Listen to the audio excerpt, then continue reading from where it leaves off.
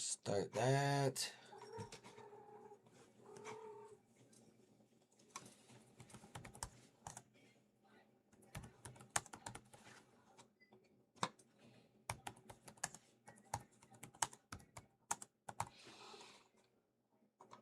Okay, let's go. Hey, and we're live on Facebook and YouTube. Let's get it. What's good?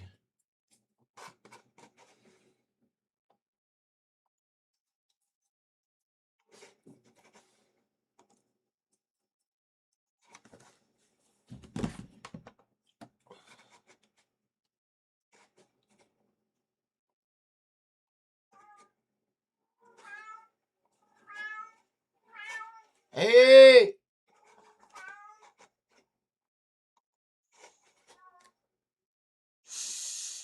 Ah, fuck.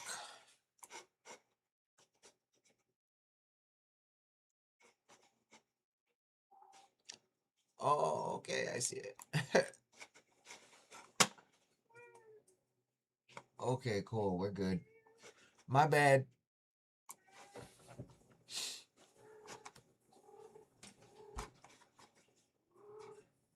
The Goji! Stop! Holy fuck!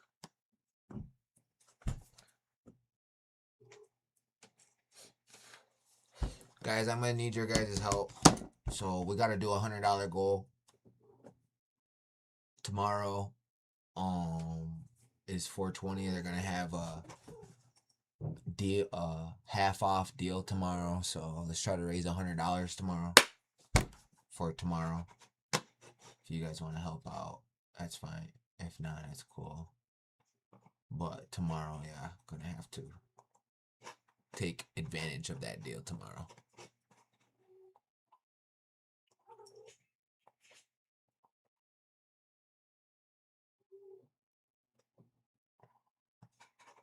Gonna need to take advantage of that deal tomorrow. Hey, thank you, appreciate you.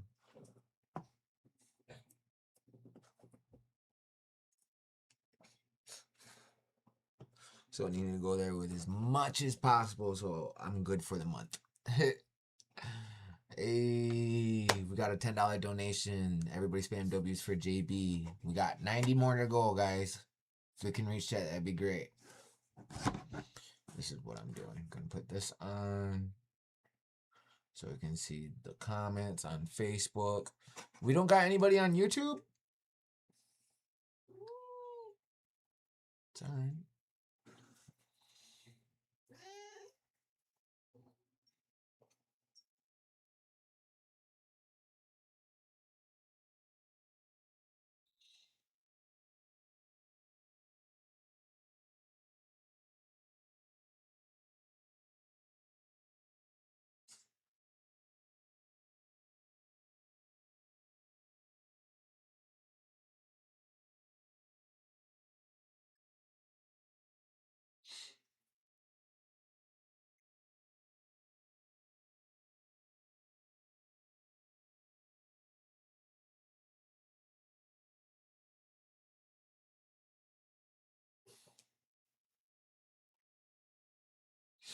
Hey, shout out to everybody watching on YouTube.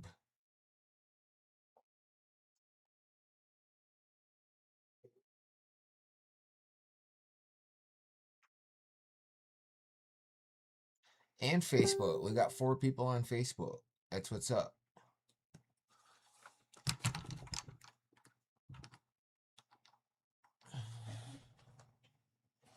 6 people. Oh, the water one? Yeah, that's a pretty good one.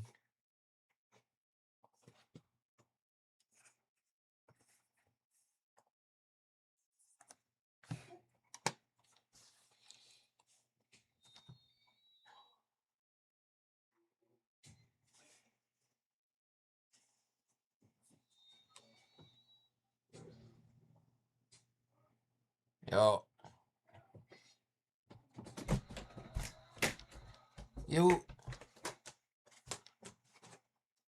You're live.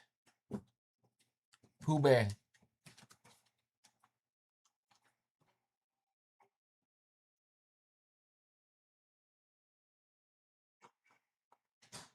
Yo, Pooh Bear. You're live. Creators, take these 3 apps I built to run my business made with Base 44. Are you gonna say something? Alright, peace.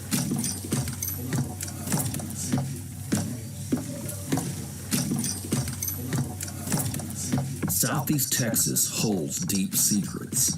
Beyond the oil fields and forgotten logging roads lies a stretch of land swallowed by wilderness.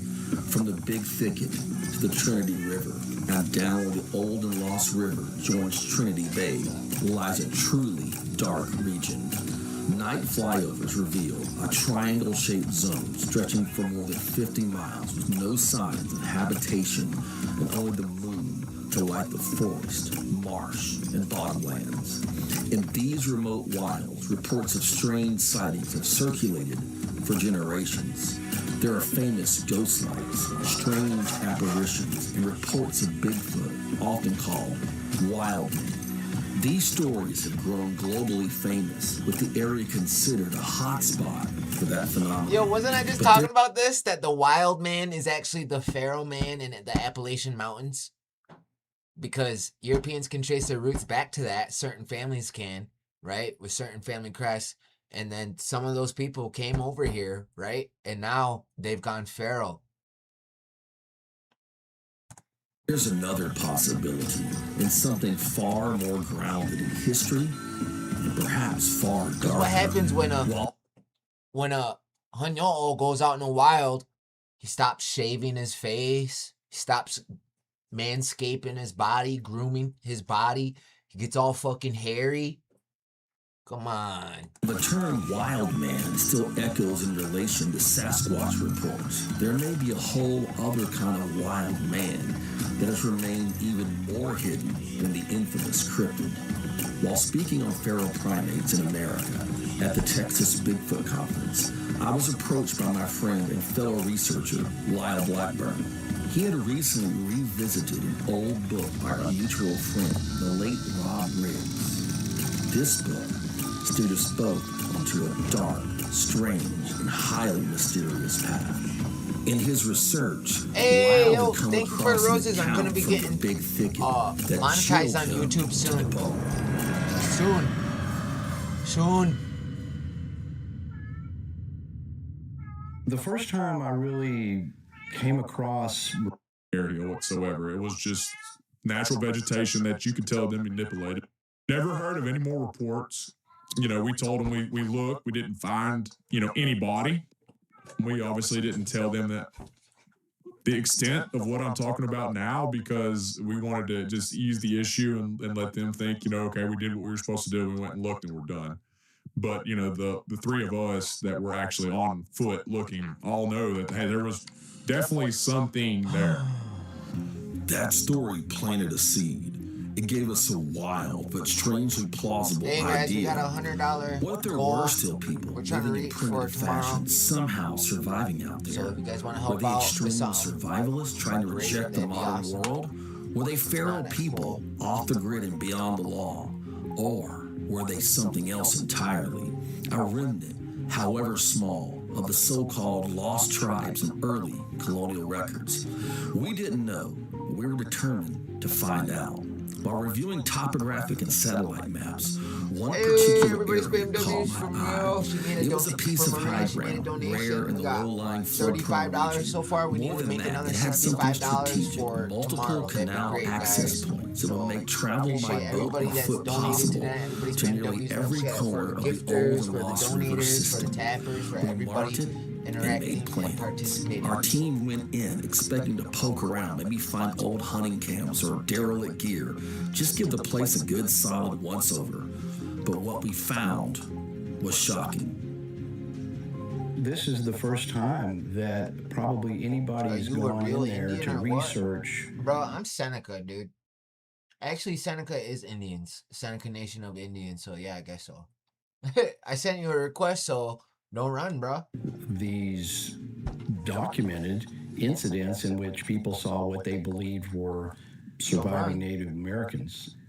And we're going in there with different eyes because it's fascinating just on a basic level of being able to go the places that were reported in the book. Come on get up, that bro. Sense come of, on up. I sent you a request, bro. would, I'll pause would this and you be can a come on place up. that's even possible All right. for somebody to survive a small population.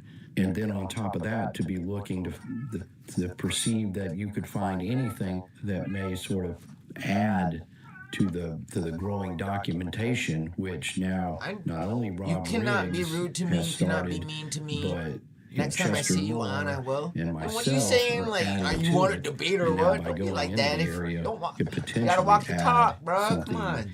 even more fascinating. You gotta walk the talk if you can talk. Welcome like to the next generation of website creation. Wix Harm. Hi, the guy. Since I last left you. Lo siento, Cabo. We've encountered some hard earth in our way. We'll get through it, but it'll take some time. Bedrock? No, Cabo. Impacted gravel by the looks of it. Damn. How long do you think it will take to get through? We're behind schedule as it is. Spanish. Hey, how about that? Good. Now get back to it. Let's go to Teniente greeting our next. Oye, Manuel, ¿qué pasó? Aquí, señor. There is something down They here. really talk like that Muy fast. grande. Too. Well, what is it? No sé. It's too slow. It looks like un féretro. A coffin. There you go.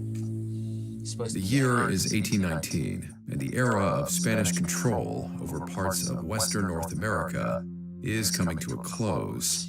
The United States is looking to expand out from the East Coast, with waves of settlers already making their way west towards the American heartland.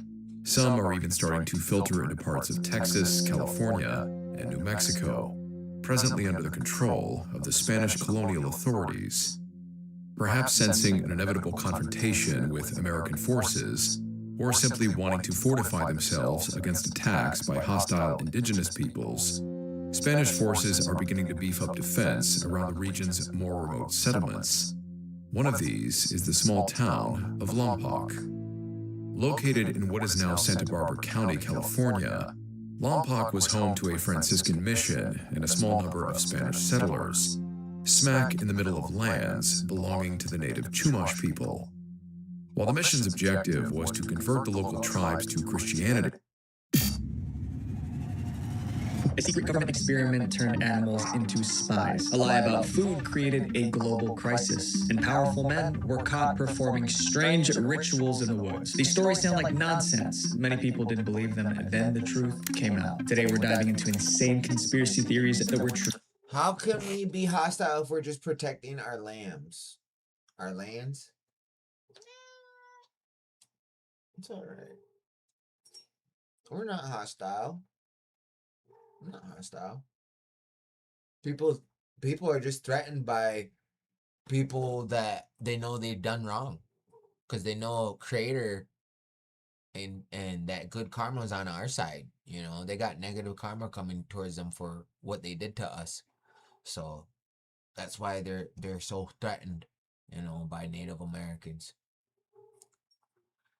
Let's fight the real enemies. We've been divided for a long time. That's what we've been saying, y'all. When you gonna get... Well, here's the thing. Our people made peace with the white people. Your people were Buffalo Soldiers and sided with the white people. Your people are probably gonna end up fighting against my people. You guys are, and the white people are gonna team up against my people. The red man, the indigenous inhabitant of North and South America. The Europeans and the Africans are gonna team up together. They're already mixing together more. I mean, this is all by design, actually. They want to get rid of black people in America. And by doing that, they're going to make your men not want their own kind and make your men want just snow bunnies. And they're forcing that fetish down everybody's throat. So you guys, they get rid of black people. They want everybody mixed, mulatto. True all along. We'll begin with the strange cases and work our way to the most shocking. Our goal, guys, is 2.5 million subscribers. I run a podcast solo. No producer, no editor, no tech skills. Yo, look at this cult. So we gotta check this out. This is a cult, yo. This tribe. This Yamasee powwow had a Yamasee powwow, yo. Look at this shit. Black Yamasee Chief Rock Eagle of the Yamasee Nation. Harness your energy.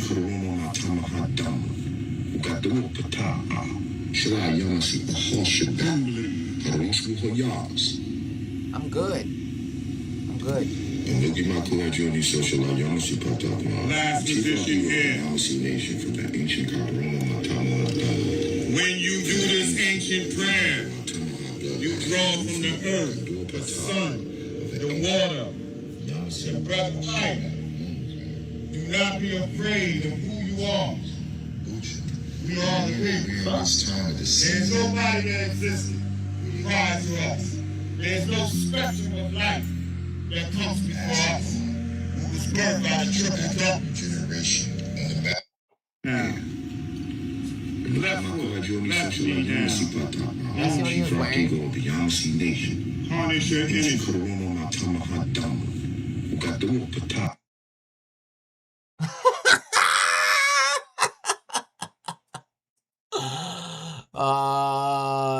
Yo, come on, yo.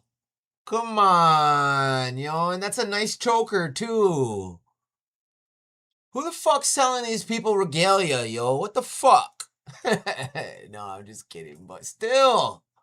Come on, yo. What the fuck, yo? Please wear that to a powwow and go dance out there. So they held their own powwow. This is the Yamasee powwow in North or South Carolina or something.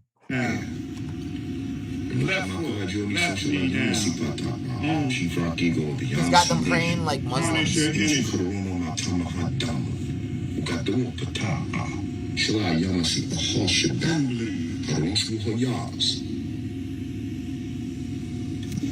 look at my collateral social Yamasee Pataka. Chief Rock Eagle of the Yamasee Nation from the ancient when you do this ancient prayer, you draw from the earth, the sun, the water, the breath of life. Do not be afraid of who you are. We are the people. There's nobody that existed prior to us. There's no spectrum of life that comes before us. Who was birthed by the triple double. Birthed out of triple darkness. Oh yeah, by the way, that the guy that's talking has a white mom.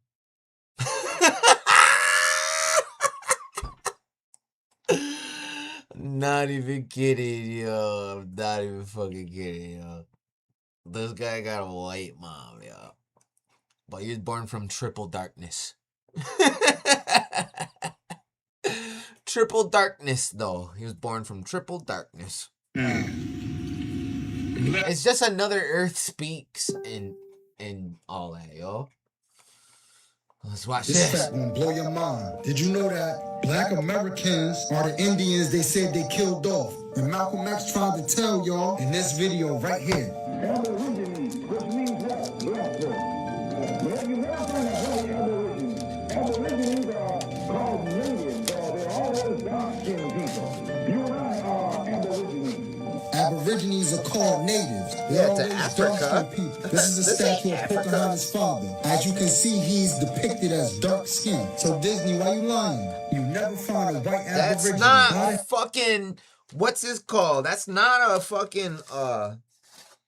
Pocahontas' dad. That was an Angolan tobacco farmer, yo. And then this guy is was chief of the Choctaw. Isn't this the tribe y'all claim? Don't y'all claim this is your tribe? This ain't our tribe. Ain't this your tribe? Take control of your tribe. Our tribes don't look like this. Right? But this is the tribe you swear up and down you are. But that's your chief? Take control of your shit. Take control of your shit. You say you're a fucking Indian, go fucking scalp them then. hell he become a chief of a tribe? Somebody lying. One of the reasons Malcolm was assassinated is he was waking up to our true identity and was about to sue the United States government for violating our human rights in accordance with international law. Because you being indigenous means they owe you more than just cash reparations. They owe you your land back. Yeah, this is funny, huh? This fact gonna blow your mind. Did you know that Black Americans are the Indians they said they killed off? And Malcolm X tried to tell y'all in this video Stop right lying, here. yo. All the time, yo. Seriously. You motherfuckers lying, y'all.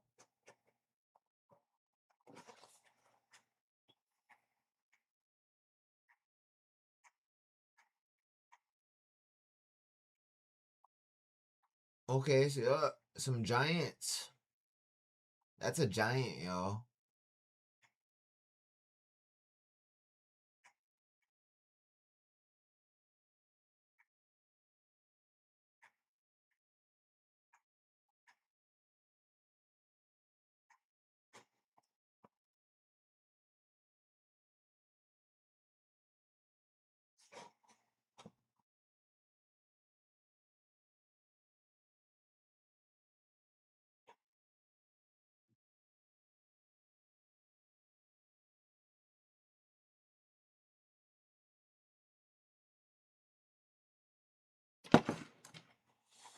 Hey.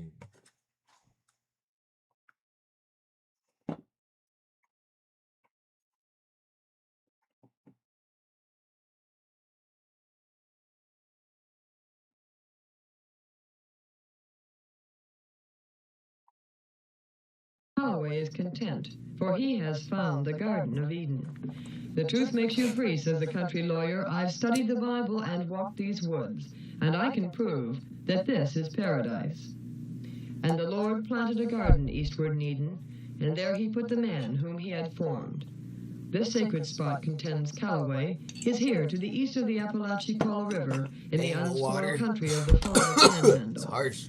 Here grow trees pleasant to the sight, including gopher trees, the long-needled torreya, which Noah used to build the ark.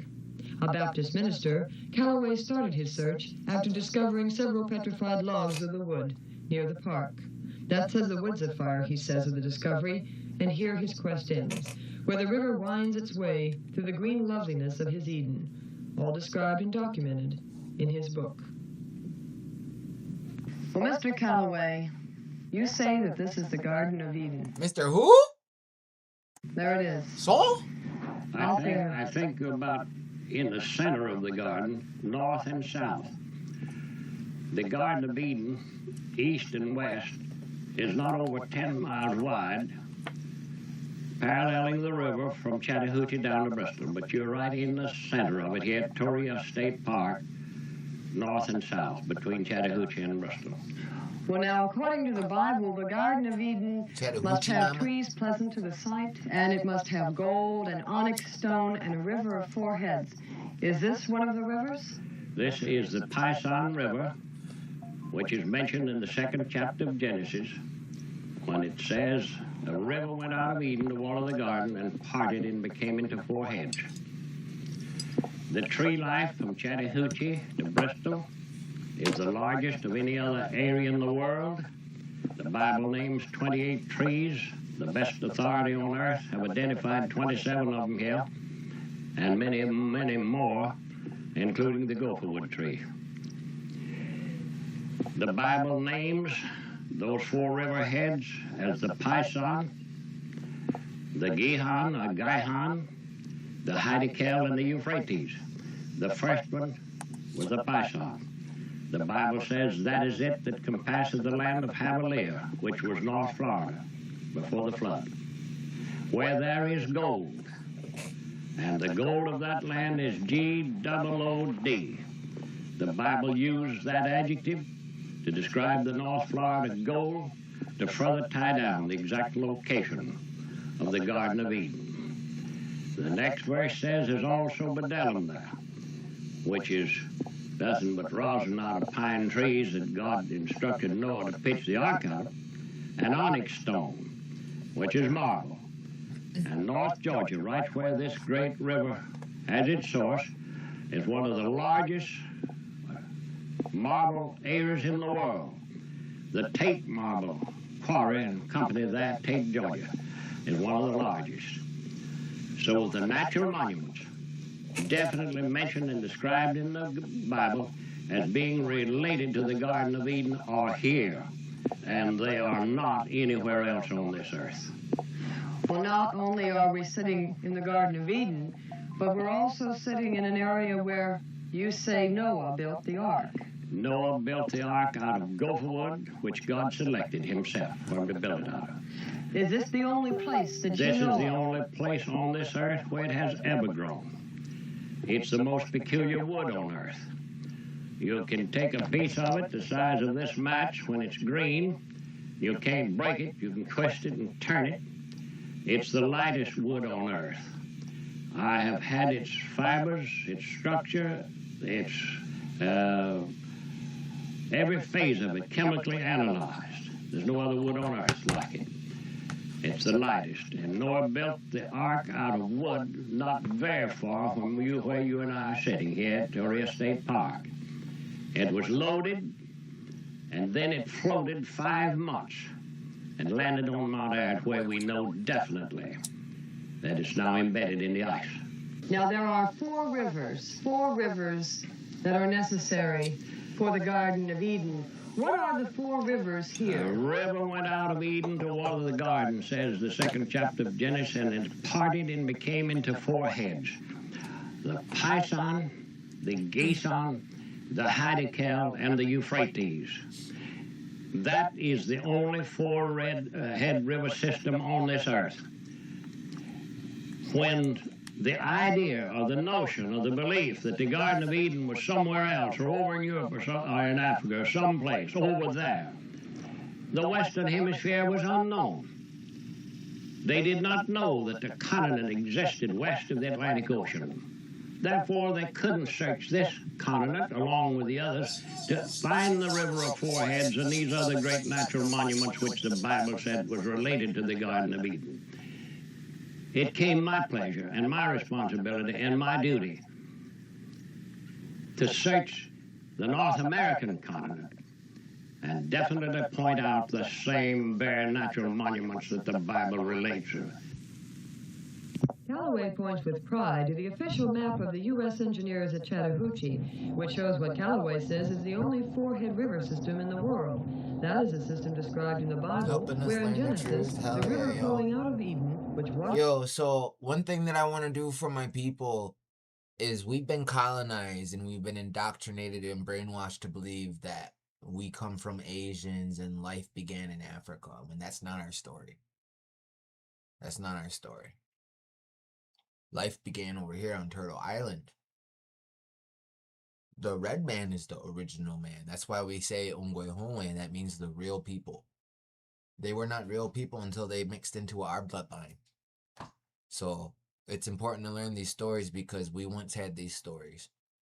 We have an oral tradition, and we have the original story of these stories. These stories, that's why I listen to these stories. You can hear our culture and all culture. If you learn your people's culture from the Inca to the Inuit to the Iroquois to the Uruguay, north to south, and everywhere in between, and you've learned their creation stories and their prophecies and their myths and their legends and their clans and what they say and their teachings, right? And you start learning the other cultures of the world, you will see that all the cultures from all 4 corners have our culture in it, embedded in it, the base of it, like the main root. And it proves that life actually began over here and the migration happened in reverse. People came from South America into North America, into Asia, into Eurasia, the Middle East, Europe, and Africa. And then down into, it went into split up into 3 things. Once it got into Asia, one went into Europe, one went into Africa, and one went into Australia. And there was more continents too. The lost continent of Mu. There was the continent of Lemuria or Kumeria. It had 2 names. And then there was Atlantis or Aslan. So the people that build pyramids Everybody all over the world where they build pyramids, the people that build those pyramids look like this. Not a white person, not a black person, a copper toned, Asiatic, brunette, brown eyed person. Whether you like it or not.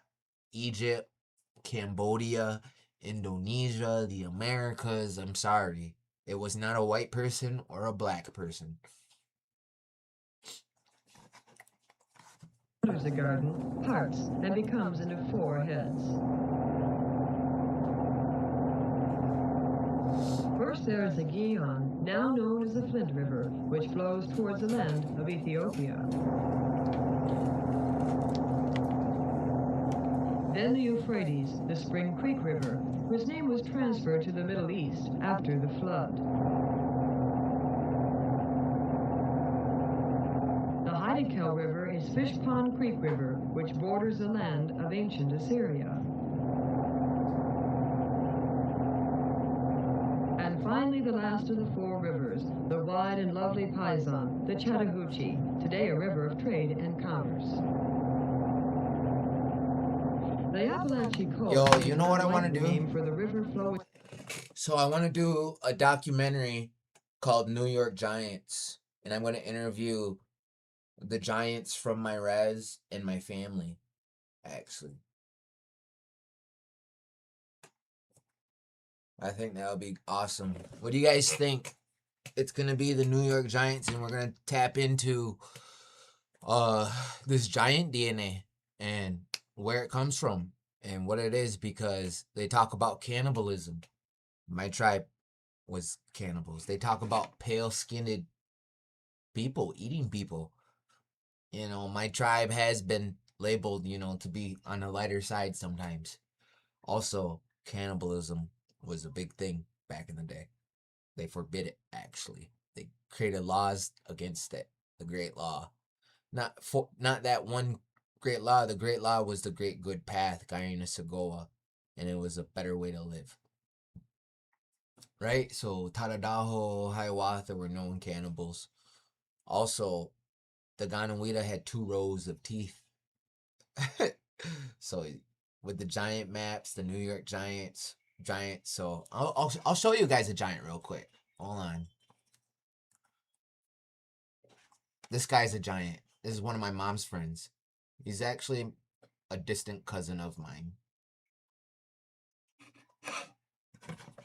Okay. Let's see.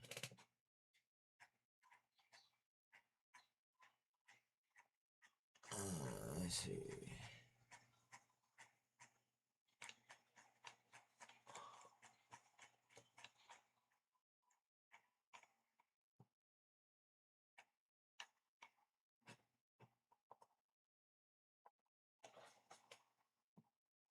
Come on.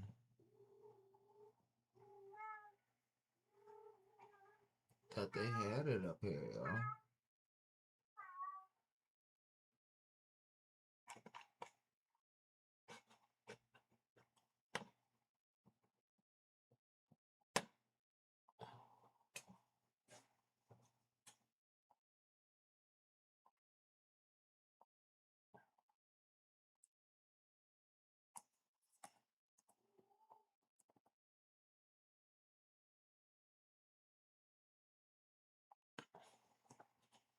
Let's see what's in here. There any videos? No. Oh, I think that's my cousin though. One of my cousins, yeah. He's pretty tall. Not that tall though. That's one of my shorter ones. Let's see. Where the fuck is this fucking video, yo?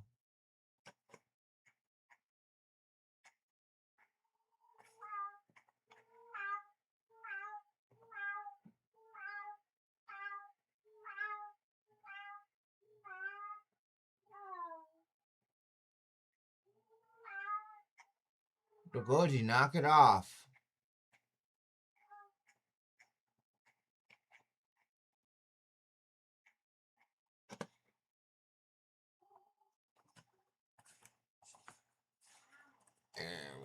Let me try this.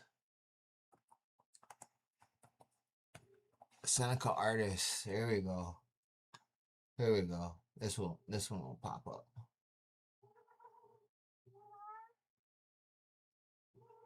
Seneca Holdings. Is this the one? No, I don't know.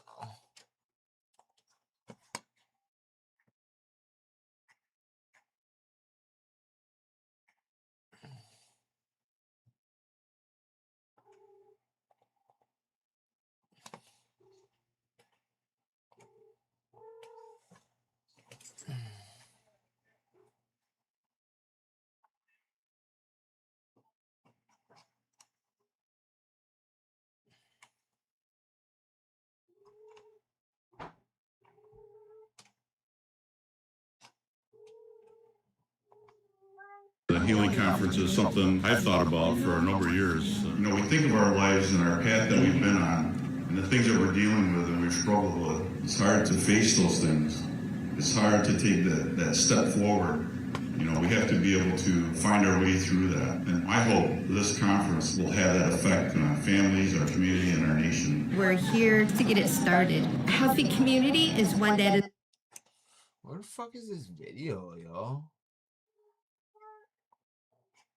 Collaboratively to try to put together a plan of action. The fuck, yo? I can't find it, yo. Go, gee, stop.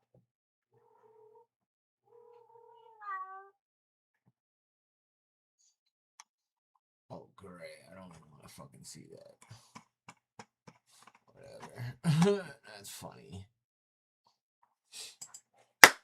That's funny.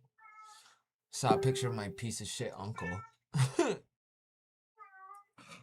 It's all good, though. I can't find this video. They must have took it down or something. But this guy from my res, he's a fucking giant. He's my mom's friend. He was just on this video about making lacrosse sticks.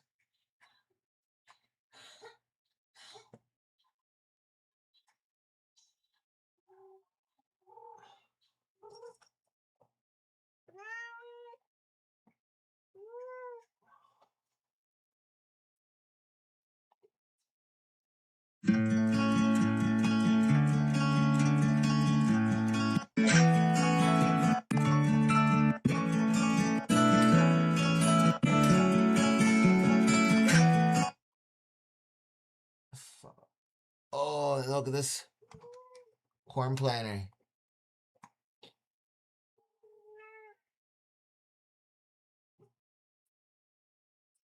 Picture a corn planter all grown, all old. How tall is your giant relative? I got a couple giant relatives. A lot, actually. Look, that's corn planter. Look at the beard, y'all.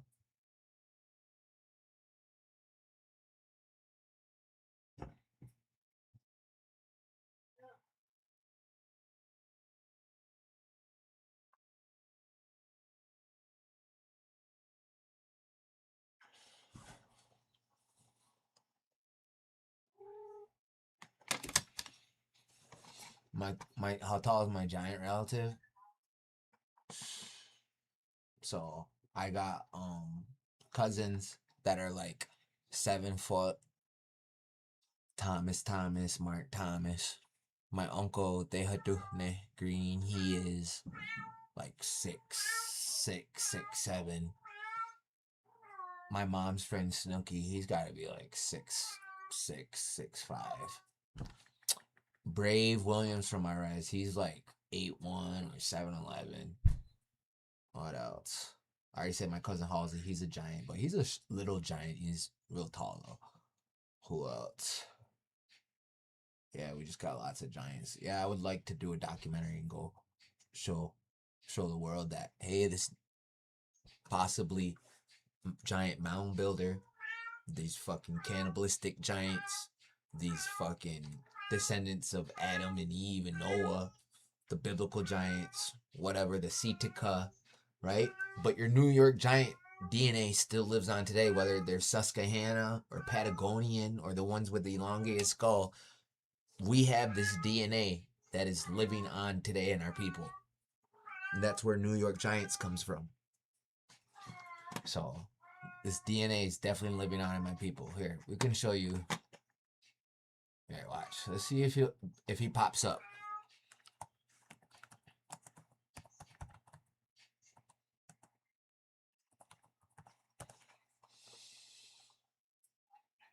Oh yeah, this kid's a giant right here.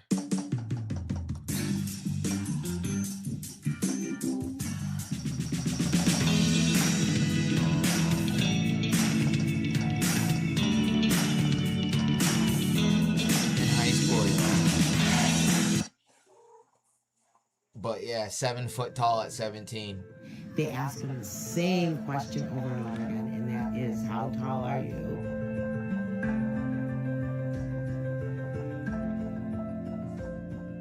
Yeah, well, the first reaction is a little shock that they're seeing somebody this big. Then they start asking questions like, how tall are you? Are you really this tall?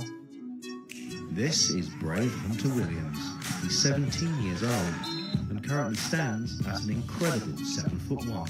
Other people, they're like real rude about it. Like, big dude. This was in high school, yo. The doctors say my son's gonna grow until he's 21. He's 7'1" now, and 7'5" is the forecast.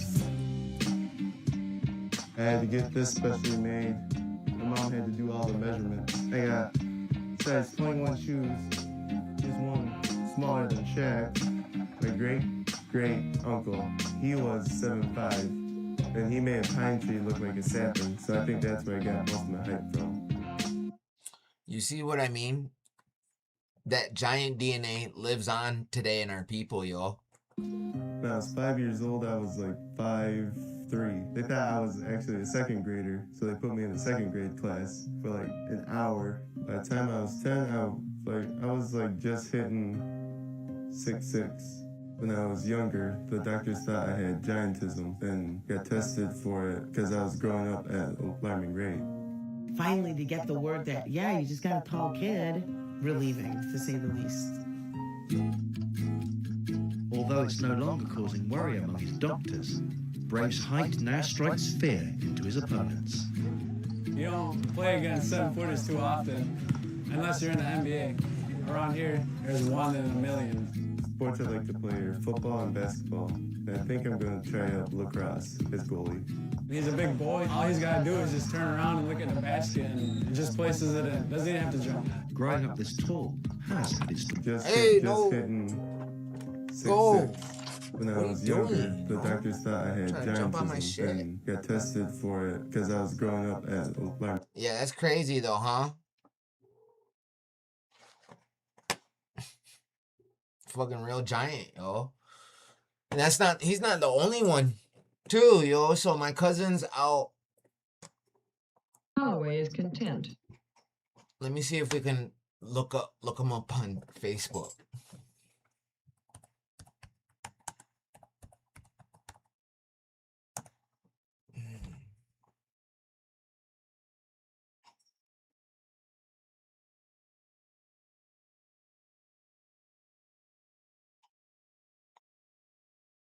No. Yeah, yo, this is gonna be hard, yo. Hold on. They probably don't even, they're not even on Facebook like that. To be honest, they wouldn't be on here like that, yo. But yeah, my cousins out there, they're fucking huge, yo. God damn, some New York Giants, yo. They just did a video. I wish I could find it. I would show you guys Snooky from my res. He's a big guy too. Got some pretty big Indians where I'm from, yo. Is what I'm saying. Is like, now when you look up this map, right? Hold on. Yeah, yo, he holds the basketball like that. He's holding the basketball, fucking NBA ball in his fucking palm like that, yo. Oh, it looks like he's holding an orange. The fuck? Let's see.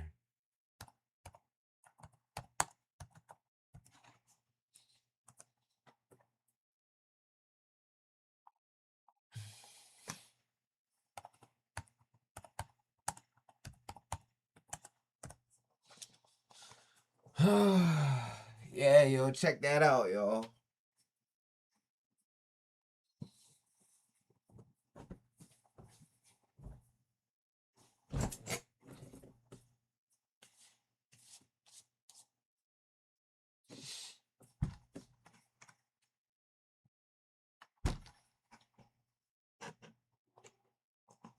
Look at it where it's all found. You see why they call it New York Giants now?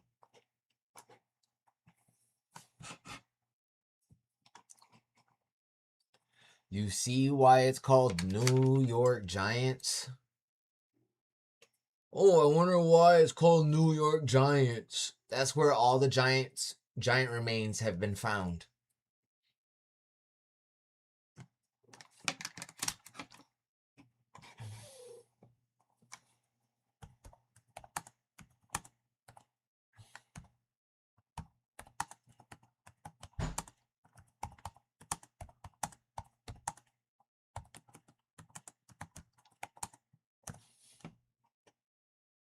Go to AI mode. Oh, wait. Cayuga. The Cardiff Giant was a hoax. The Springville Giant. Cayuga. Wait. 1871. Cayuga. A small village in Cayuga County. You know Cayuga comes from the word Gallo Gohono because they couldn't pronounce it.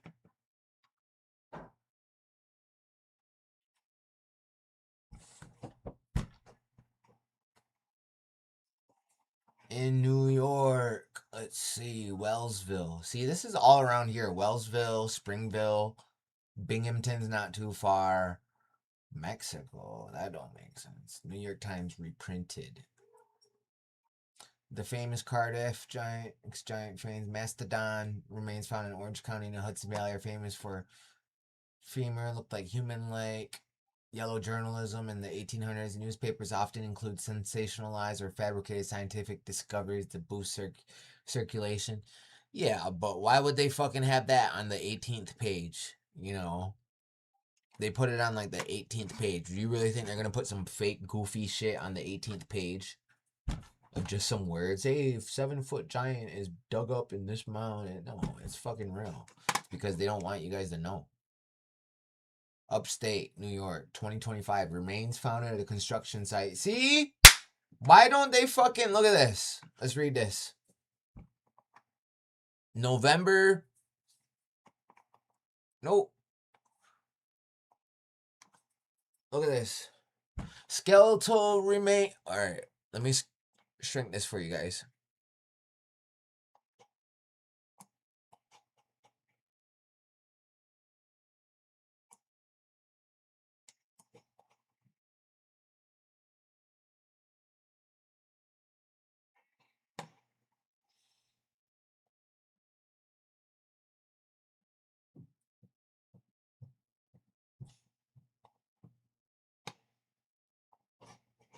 Skeletal remains found by Central Hudson could solve enduring 18th century mystery. Work crews uncovered bones at substation last month. The town historian thinks it could be lost Revolutionary era burial ground. Okay, interesting. Let's check this out.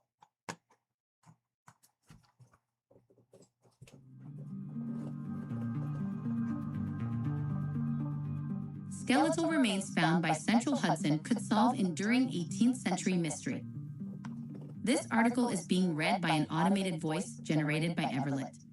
New Windsor, after Central Hudson crews discovered human remains last month during a gas line installation, town historian Glenn Marshall was not surprised to get a phone call from investigators asking him to visit the site. Rumors had been circulating that the discovery might be tied to mob activity. Police have twice searched Orange County for mafia-related burials in recent years. But Marshall suspected something else, that the bones could help solve an enduring mystery that has preoccupied local history buffs for decades. Investigators found a complete skeleton and additional bones at the site, a Central Hudson substation on Sloop Hill Road, where the Moona Creek flows into the Hudson River. Initial testing showed the remains are more than 100 years old, Marshall said. He believes they are much older. In the 1950s, a local chapter of Daughters of the American Revolution set out to document long-lost Revolutionary-era graves throughout Orange County. Members filled out index cards with notes about possible unmarked burial sites. But they did not take photos or detail the suspected graveyard's exact locations, hampering future attempts to find them. Over time, many early graves were moved to New Windsor's Woodlawn Cemetery. Others were washed away by floods or covered up without markers. But since 1997, Marshall has continued the search for those missing graves, including those of a husband, wife, and maybe 4 to 5 other family members whose burial sites have been missing for a long time. He hadn't given up when investigators called last month. After inspecting the remains, Marshall said he believes they belong to a family that lived on the land in the late 1700s. Historical records show the area where the bones were found is on the far section of a Revolutionary-era property that had a house, Marshall said. Thank you for No one knew exactly where the house's burial grounds were, but it could have been anywhere in that vicinity. It's very hard to put a finger on it, he added. But once these popped up, it confirmed what I am looking for. Marshall didn't want to publicly name the family without additional archaeological and historical evidence confirming the identity of the remains. For now, the investigation is in the hands of the state police. Troop F spokesperson Jennifer Alvarez said the site is likely the location of the Murders Creek, modern-day Moodna Creek burial site. Thank you for the earliest known burial at the site is believed to have been in the mid to late 1700s, he added. Further archaeological work at the site could turn up more graves as well. Marshall hopes that teams from local universities will survey the site when the ground thaws. We don't know how many bodies there are, he said. That is something for better weather.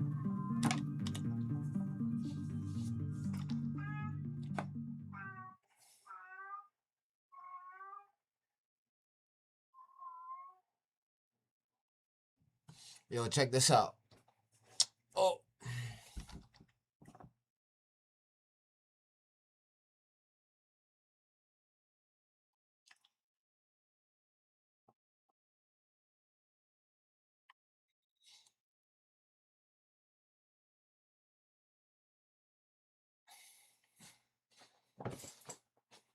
Check that out.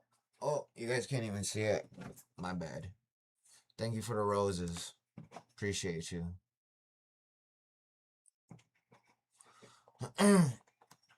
For he has found the Garden of Eden. Welcome to Suno V5.5. This is our best sounding model, but more importantly, it is our most personalized model. We built V5.5 around the idea that the music that you create should carry something up. The Cocaine Mummies. It was a quiet afternoon in a Munich laboratory in 1992. Dr. Svetlana Balabanova, a respected forensic toxicologist, was running chemical tests on Egyptian mummies from the Munich Museum's collection. She was looking for traces of disease, diet, the biological fingerprints of ancient life. I might have to reset. It looked like a routine analysis until her instruments found something that would make her a target of ridicule, institutional pressure, and decades of controversy she never asked for. Cocaine, hashish, nicotine, in the hair, skin, and bone tissue of mummies dating back as far as 3,000 years. Hold on. The cocaine...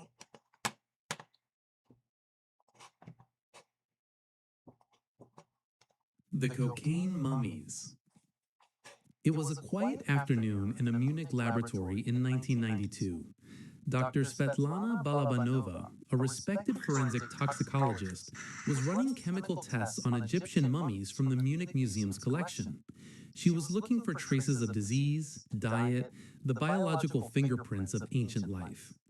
It looked like a routine analysis until her instruments found something that would make her a target of ridicule, institutional pressure, and decades of controversy she never asked for.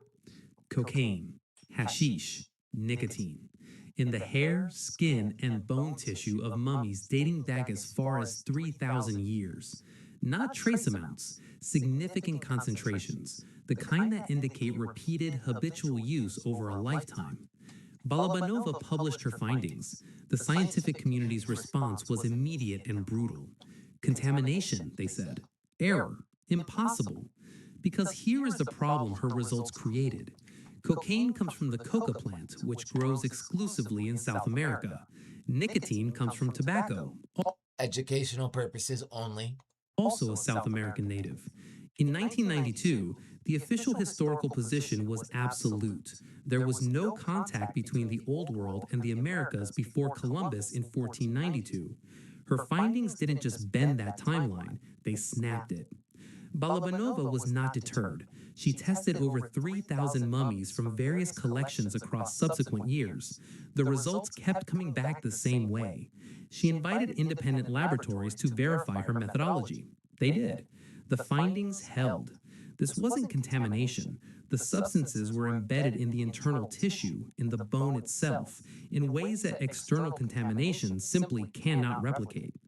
Then came the mummy that made dismissal nearly impossible. Henut Tawi, a priestess, a woman of status, buried with care, her wrappings intact, her provenance unquestionable. When researchers tested her remains with full contamination control protocols, they found cocaine metabolites, not just cocaine itself, but the byproduct the human body produces when it processes cocaine. That distinction is everything. You cannot accidentally introduce a metabolite through post-mortem contamination. The body had to have been alive to produce it. So now the question isn't whether these substances were present, the question is how they got there. The possibilities fracture the comfortable story of human history in uncomfortable ways. Either there was organized, sustained trade contact between ancient Egypt and the Americas that... That's exactly what it was. So Egypt was an Atlantean colony. When the pilgrims came here, they took a pilgrimage to a sacred land because they thought they had found Atlantis, or the motherland, or the Garden of Eden, or the fountains of youth, or the golden cities, lost tribes, right? So even the Aztecs say they came from Aztlan, and if you look at their map, it matches Atlantis. Thousands of years before Columbus, a maritime capability history says shouldn't have existed. Or there were now extinct species of coca and tobacco plants in the Old World, conveniently leaving zero trace in the fossil record. Or something else entirely was happening. Something we don't have a category for yet. And I just told you what it was. It's because Egypt was an Atlantean colony. The people that built the pyramids at all four corners of the world, the Americas, Egypt, Cambodia, and India, all look like this. And that's going to be a good video. You guys want to see how I make a sweet video now? Now watch. Watch and learn. If you want to see what I'm doing, you guys are going to have to go to TikTok just to watch real quick. You go to ChatGPT, add photos, get a nice picture.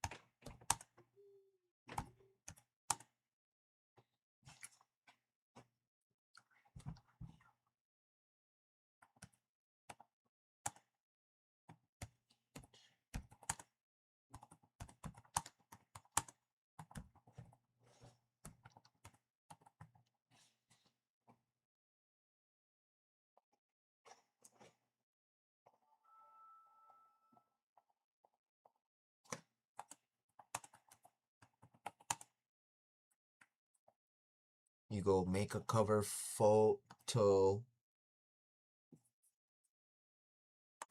for a video about me.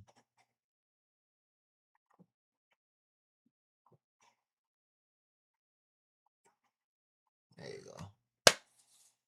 It's going to create that image real quick.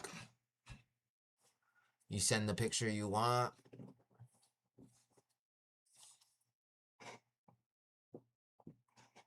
You go create real quick.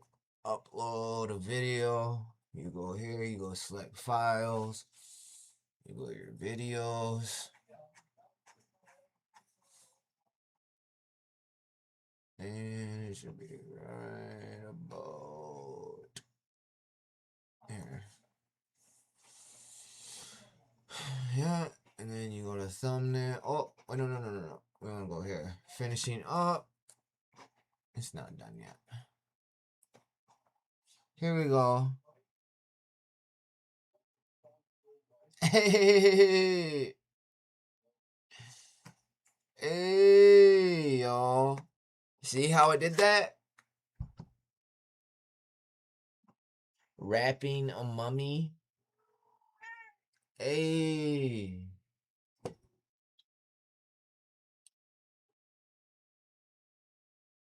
Yo, that is so dope. Come on.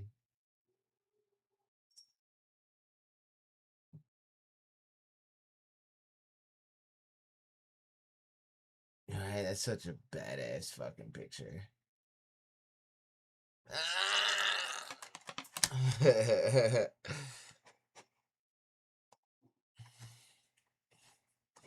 So anyway, you go to download.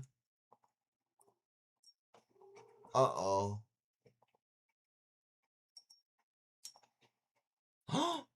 It's a video? Why has it got a play symbol on it?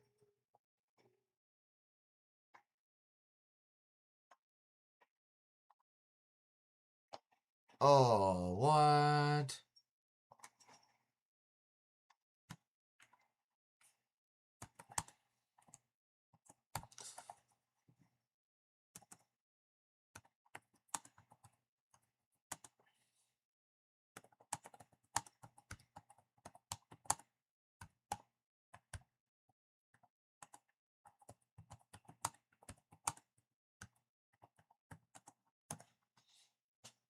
There we go. We gotta change the words.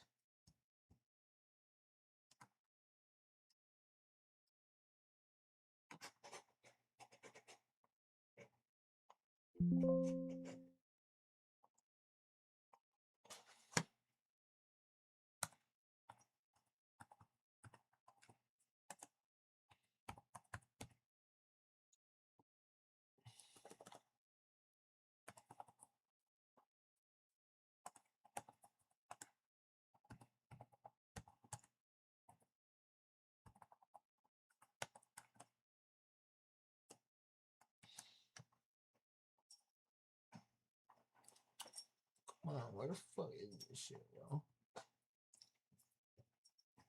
There you go. That's a good one. See? This is what I mean. See, it costs money to do this shit. It says, you have reached your image creation limit. Upgraded Chat GPT. It's like $20 a month. And I can make some more images tomorrow night at 7:20. But all it did was just change the words.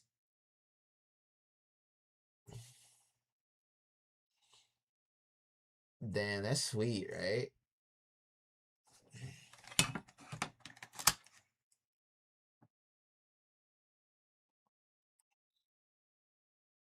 I'm just gonna keep that, download that, save that, save them both actually. I'm gonna save them both because they're nice. Good, both of them are nice photos. Because you could use this one for another one, you know. Okay. Okay, buddy. Now let's add that. Downloads, cocaine mummies. There you go. For educational, we gotta reset again.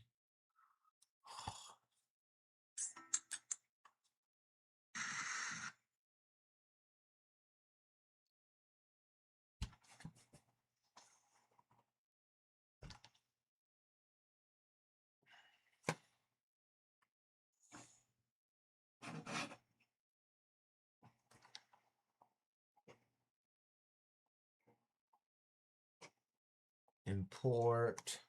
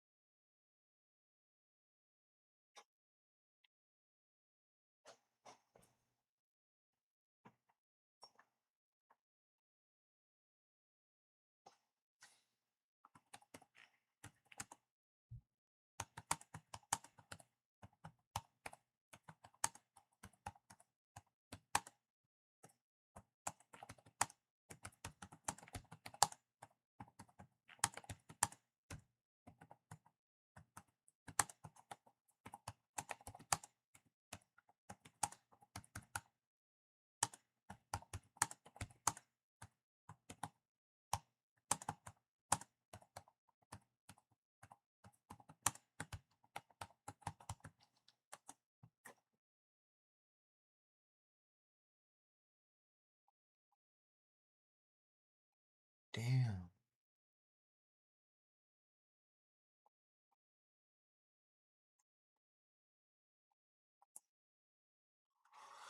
How long is this gonna take to fucking upload? 4 minutes left. God damn, y'all. But that is how you do that.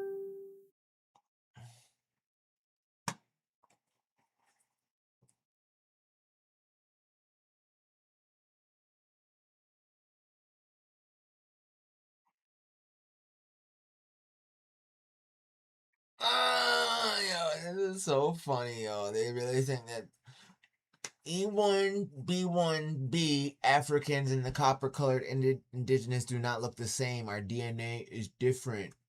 Yo, these motherfuckers really think that they're Shemites, yo. They really think that they're different, yo. This shit's funny, yo.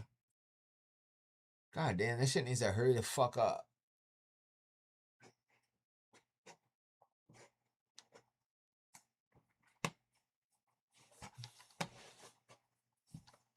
Isn't it funny how they tokenize real Afro-Indigenous people? I'm sure this guy up here is like part native or something, you know? I mean, look at his regalia. He's got nice regalia on. So if you ever see someone that's like black wearing nice regalia, they're probably actually fucking indigenous, yo. Because a pretendian isn't gonna wear nice regalia. They're not gonna have the money for it. They're not gonna take care of it. They're not gonna have the respect for it. They're not gonna know what's nice.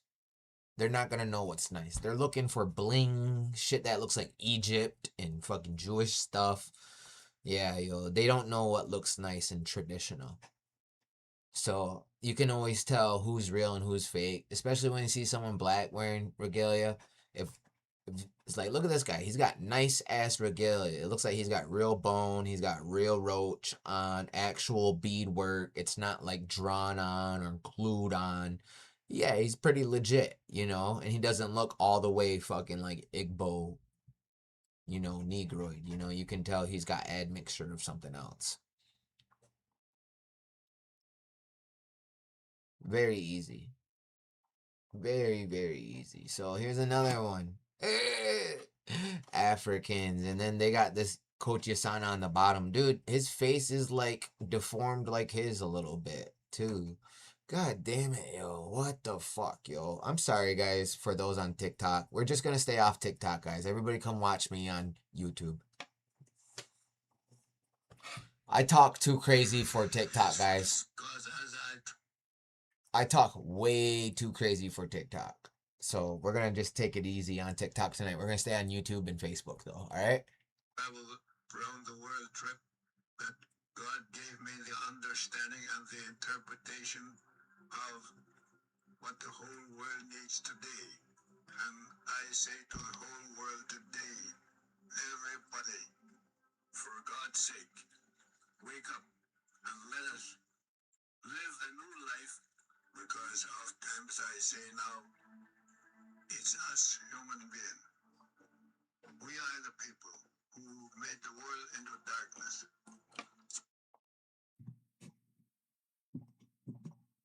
The cocaine mummies. It was a quiet afternoon in a Munich laboratory in 1992. Dr. Svetlana Balabanova, a respected forensic toxicologist, was running chemical tests on Egyptian mummies from the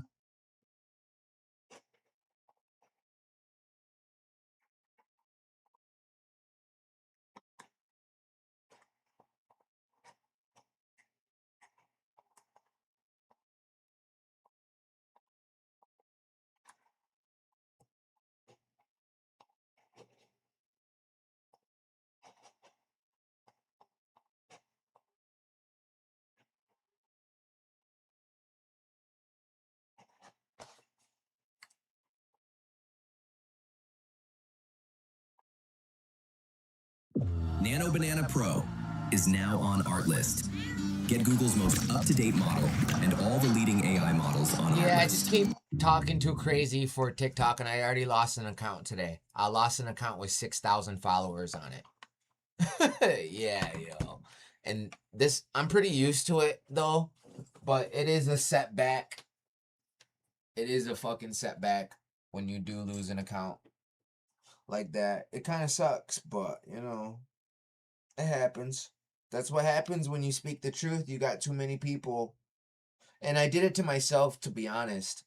I was talking crazy on live, and I already had 3 strikes on that account. I shouldn't have been on it. And I could be on this account. Actually, you know what? I can be on this account. I can. I'm allowed to be because I don't have any more bans on it. But I do need you guys to go follow that one for me.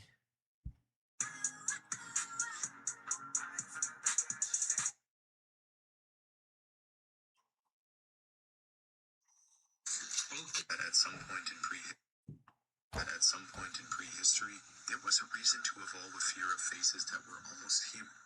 But what or at some point in prehistory, there was a reason to evolve a fear of faces that were almost human. But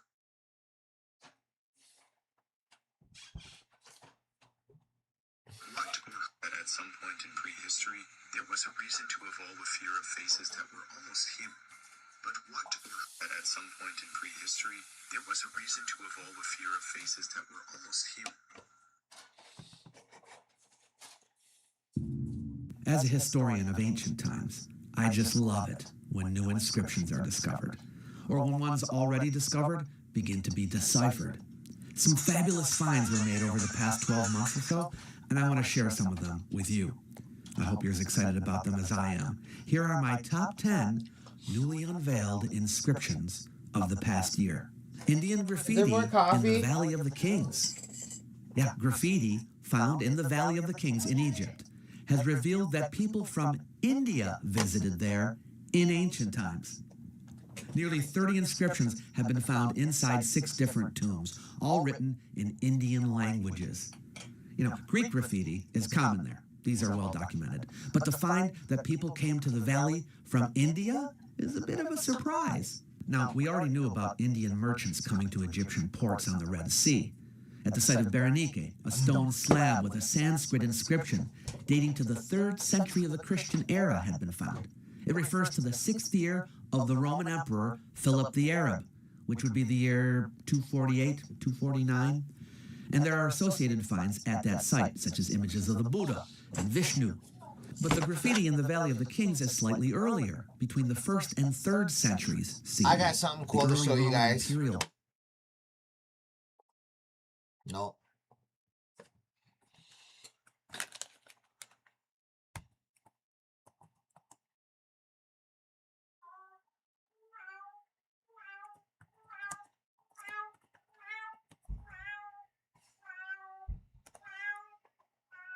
Quetzal.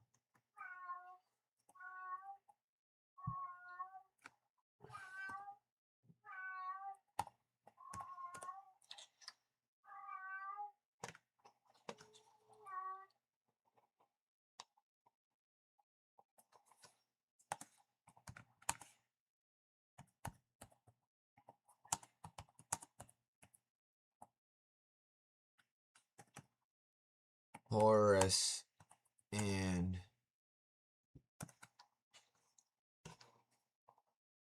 there you go. So you got Horus, Mithra, Krishna, Dionysus. So listen, look at this. This is going to blow your mind. So first it was Horus, 5,000 years ago, right? Then you had Mithra, 3,200 years ago. Horus was born of a virgin. So was Mithra. So was Krishna. So was Dionysus. And so was Jesus. Probably Quetzalcoatl. They say Daganowito was, right? Who else? They lay down for 3 days. Who else laid down for 3 days? Kanyadayo. The story of Jesus Christ has happened all over the place.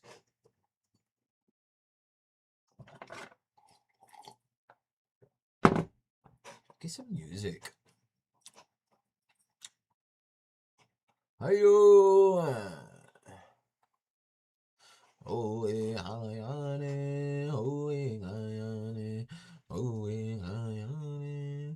Here we go.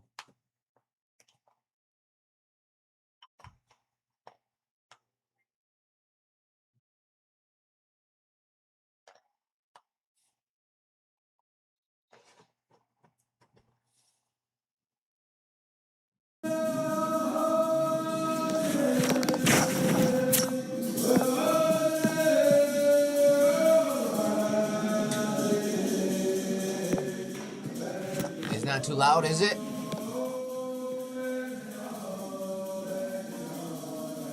Variety of figures from mythological traditions with the Mediterranean basin includes rows from left to right: Dionysus, Mithras, Sol Invictus, Osiris, Asclepius, Attis, Adonis, Jesus.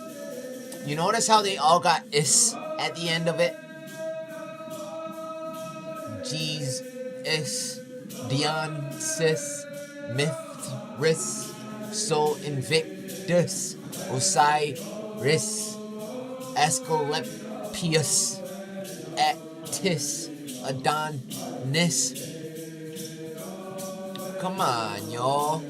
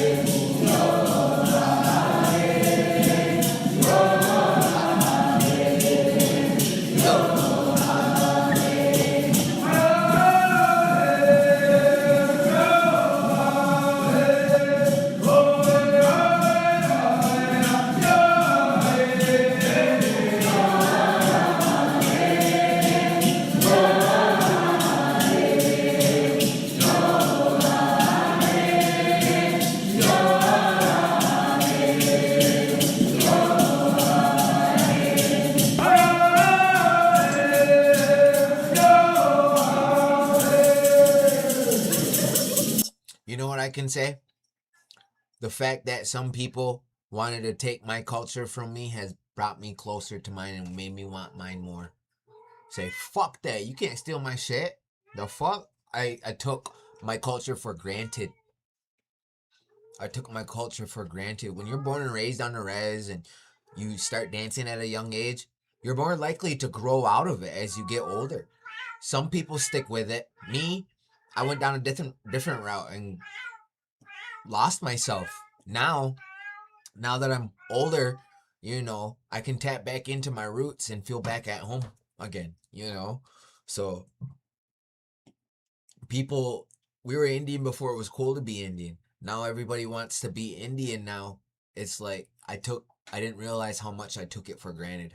How awesome and how blessed I am to have a beautiful culture.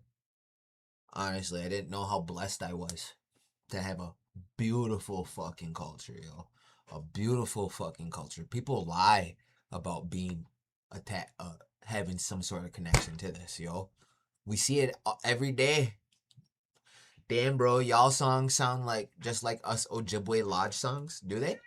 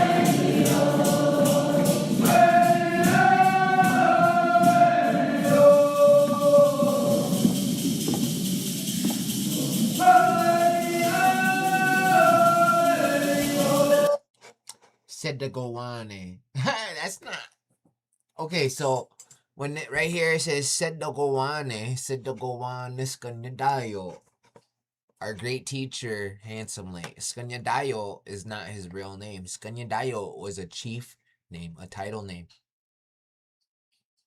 but he got known as that. Its actual name. So is Hiawatha. That's a title name too. So some of these names are title names, y'all. So Skanyadayo, Sedagowane, Skanyadayo, Wodans Weod had Odhadawane known.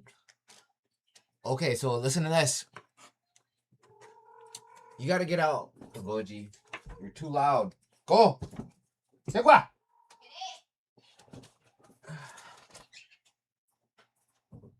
The fuck? Holy, did you hear that? God damn. Just a fucking brat, yo. So here we go. Hey, thank you. Alright, let's read this.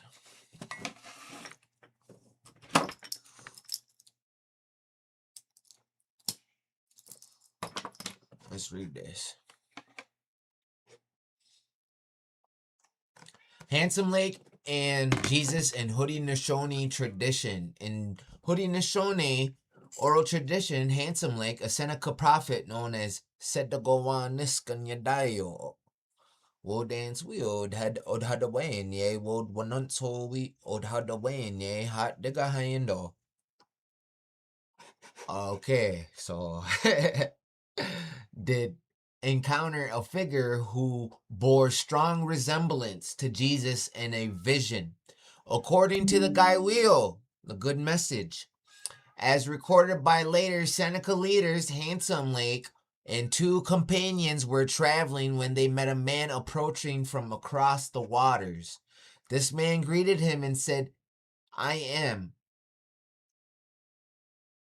Chaganhedas, he who resurrects. He described himself as being crucified, hands and feet nailed, spear wound in the breast, mirroring the Christian image of Jesus. Okay. Also, Skanyadayo did lay down for 3 days too as well. However, in the Haudenosaunee context, this figure was not presented as the Christian savior. Instead, he was part of a vision from the Creator, sent to guide the people. The vision emphasized that the man had been killed because of independence and unbelief, and that he would return at the end of time to help the people when they cry for help. His appearance was sober and turned toward the people, symbolizing judgment and deliverance. This portrayal reflects a syncretic adaptation of Christian imagery into a Haudenosaunee spiritual framework. While the crucifixion imagery is present and reinterpreted as part of the Creator's message to the Haudenosaunee, not as a proselytizing Christian figure, the focus is on moral and spiritual renewal, not conversion to Christianity. So they say. And even till this day, you have people that are anti-Guy Wheel and Handsome Lake say, oh, you're a Handsome Laker, you're all Christians and all that. But if you ever went to Longhouse, it's nothing like church, Christian church. It's all in Seneca. So what I think is the reason why it says it's based in Christian values is it was illegal for natives to practice their culture back then. So yeah, natives would say, oh yeah, it's based in Christian values. So, and it's all in Seneca, so you wouldn't understand it anyway. So we could practice our stuff, you know. It seems like with the forced assimilation and colonization, Christianity was the only way to practice like your faith in secret. Even it happened down south, Central America, like the Mayans and Aztecs when they got Christianized. If you went underneath like the Payans and all that, you'll underneath the Virgin Mary, you'll find pictures of like Quetzalcoatl and their Mayan and Aztec deities underneath the cross and all that. So really, they didn't give up their faith. They just evolved and adapted and adjusted and tricked them. And I can see that. I could see my people saying, oh, it's based in Christian values just so the people wouldn't demonize it and try to go against it. And we still got our culture today because of it, because of Handsome Lake. And so let's continue. In contrast to the Christian narrative, where Jesus is the central figure of salvation, in Handsome Lake's version, the Jesus-like figure is one of the many messengers from the Creator, serving to warn and prepare the people for future reckoning. This Haudenosaunee tradition thus compares and recontextualizes the image of Jesus, using it as a symbolic and apocalyptic motive within their own religious and cultural worldview. Key differences in the comparison. Role in Christianity, Jesus is the central savior. In Handsome Lake's vision, the figure is a message from the Creator. Okay, yeah, so you got the four messengers, right? And in his vision, one of these messengers, it might have been three messengers, and the fourth one was this Jesus looking like figure, but it could have been four messages, and there was a fifth messenger that looked like Jesus. I'm not sure. I'd have to do some more research or just ask one of my uncles. Let's see if he's up right now real quick. But anyway, that's the video for, or that's this for here. In short, Handsome Lake's Jesus was symbolic, Creator sent figure whose crucifixion is imagery is adapted to Haudenosaunee apocalyptic thought, not as Christian savior, but as moral and spiritual guide for the people.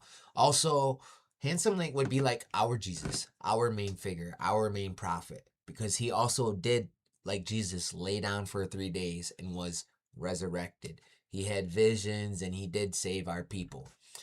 Also, how Quetzalcoatl was their Jesus. Mithra was the first Jesus, then Horus, then Krishna, then Dionysus, and many others. So if you like this video, go ahead and give me a follow, and thanks for watching. Damn, the whole time you can hear my cat meowing the whole time.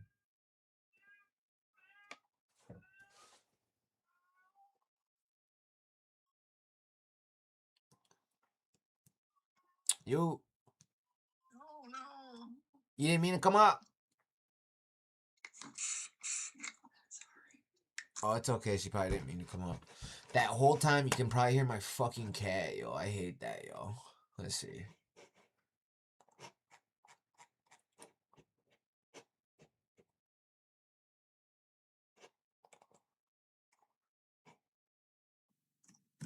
Handsome Lake and Jesus and Haudenosaunee. First Jesus, then Horus, then Krishna, then Dionysus, and many others. Hear my cat. So if you like this video, go ahead and give me a follow, and thanks for watching. God damn.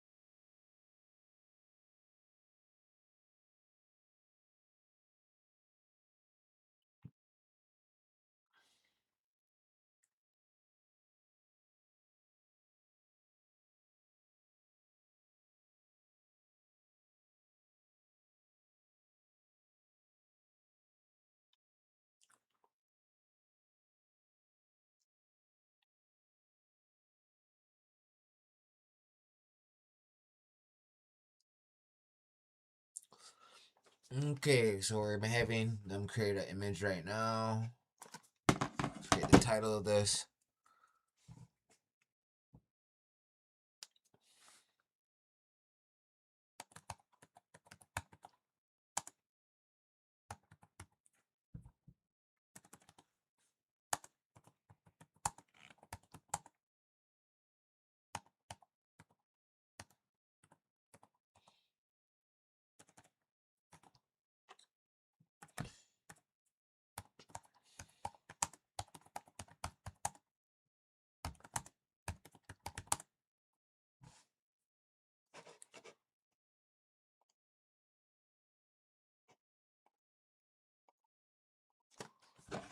What?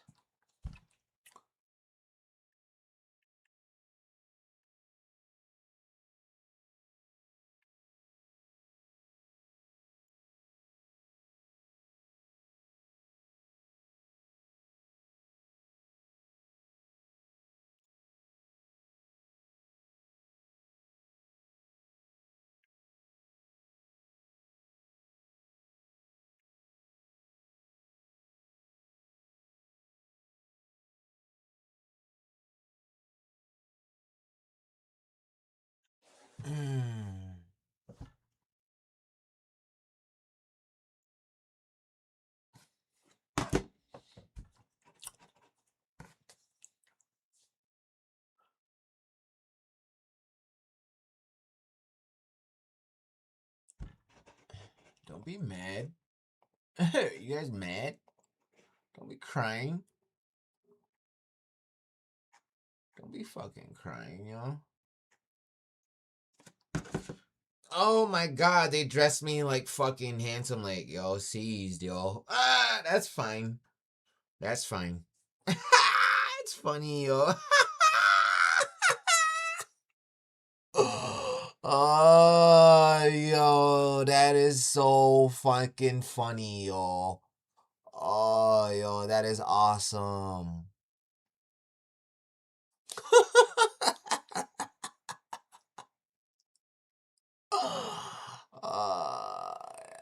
That's awesome. That is what's up, yo. Come on, yo. Come on.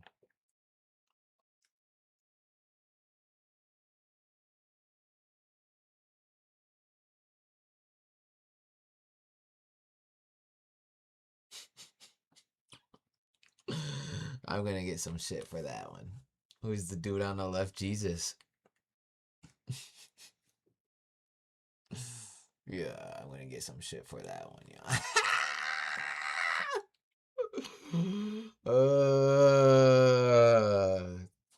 It's clickbait, yo. It's clickbait.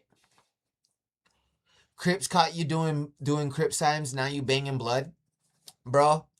I guess, yo. I do not try to give off any thug vibes, any gangster vibes, I'm not, dude. I'm sitting at a computer like I'm a nerd. Like, that's how threatening I am. I can't even put on a bandana without them thinking I'm like trying to be something, you know? Like, that's how G I am, y'all. That's how warrior like I am. They just is like, yo, look, he's a fucking gangster, yo. And all I got on is a bandana. Like, stop trying to like attach yourselves to me and make yourself like any way to have like a connection to me somehow. Like, you're not affiliated, bro. If you think someone wearing a fucking bandana, color bandana is, you know what I mean? It's like, bro, that's in the movies, dude. All that's been in the movies, bro. I've been in the system here in New York, bro. Nobody's getting fucking extorted and their lunch money took and their commissary and fucking uh booty hole bandit dropping soap. No, none of that fucking is happening. None of that's happening at all. That's all in the movies. All in the movies. It's all fake, yo. It's all fake. Come to California, you will. See, you guys are zesty. Zesty as fuck. You hear what I'm saying, and then you're saying come to California? It's all in the movies, yo. It's all in the movies, bro. Like, yeah, it fucking happens to like fucking nobodies, but you guys act like natives are like scared of people. That's what I mean. Is like you guys act like people are actually scared of you guys. Nobody's scared of anybody black. I'm sorry. Nobody's scared of anybody black. Black people are not scary. It's like a clown trying to be scary, yo. You just laughing the whole time, you know? You know what I mean? It's all in the movie. It's all fraudulent. It's all fake.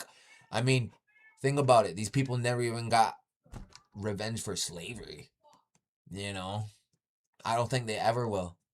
They're letting white people walk around untouched, unharmed, you know, after they broke them. They're not gonna get no revenge.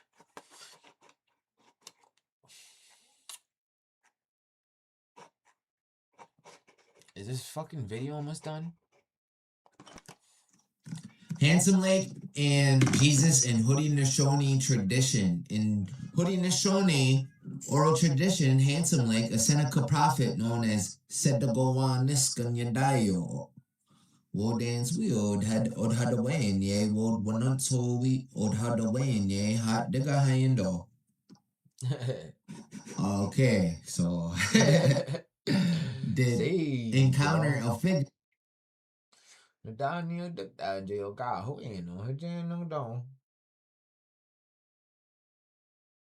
Where the fuck is my fucking video? My picture. Images created. Let's see.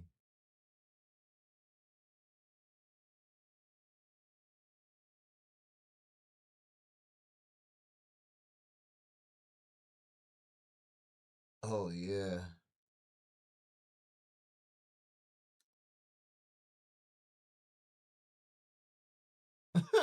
That's funny, yo.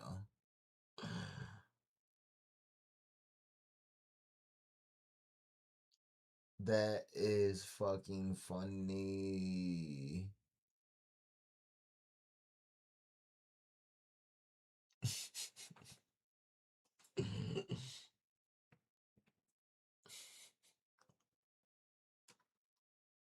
This is some clickbait right here, yeah, big time.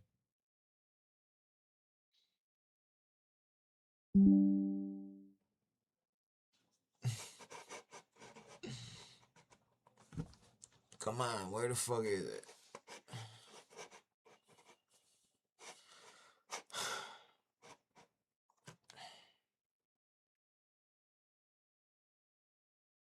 $6.15.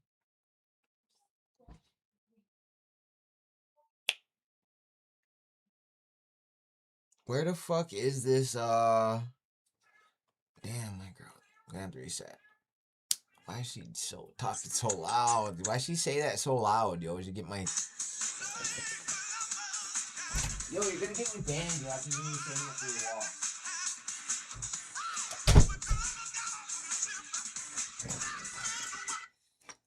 Can't say the R word because I lost an account for that.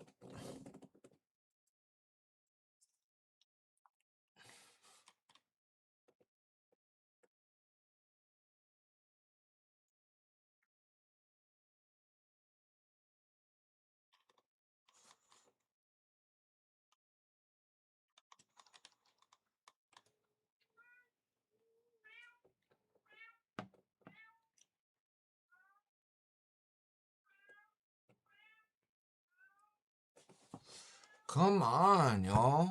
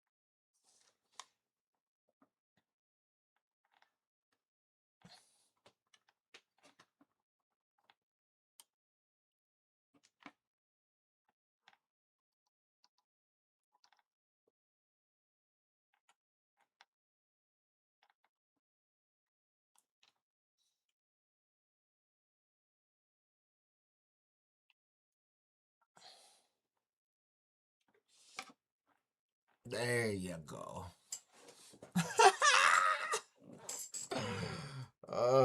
Fuck. Let's get it.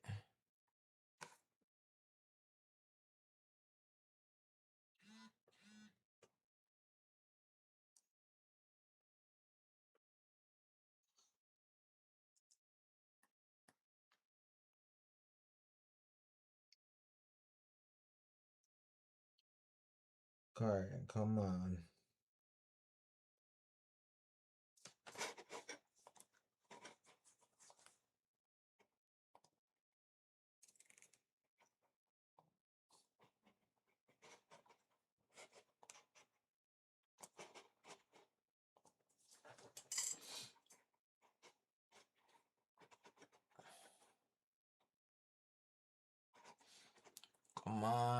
Where the fuck?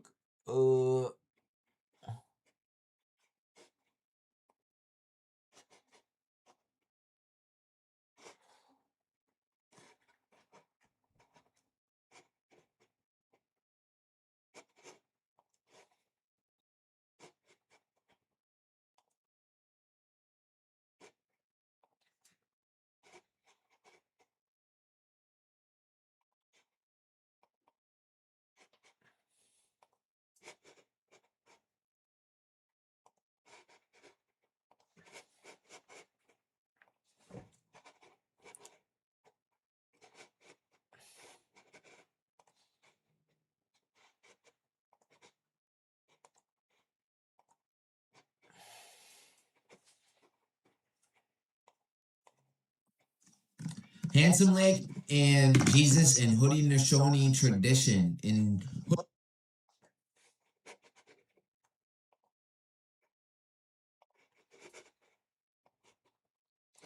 Okay. No, next. So this is what I like to do for my videos. I'll add some. You can choose which video pops up next. I like to do stuff like this. We'll add the hieroglyphics one. Haudenosaunee hieroglyphics. We'll choose the next one. And we'll do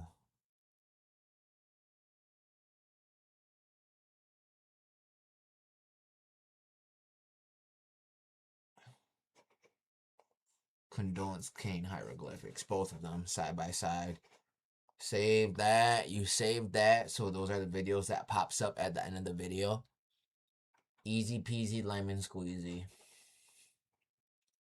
Public. You put it on public and you go to publish. And that's how you make a fucking sweet ass fucking video. Yo. Just like that. And you go to your page.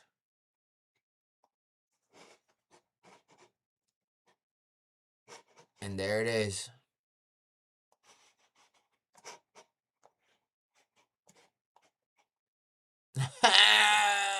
There you go. There you go.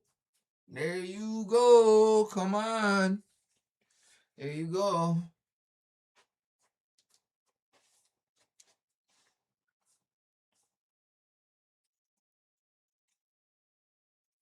There you go.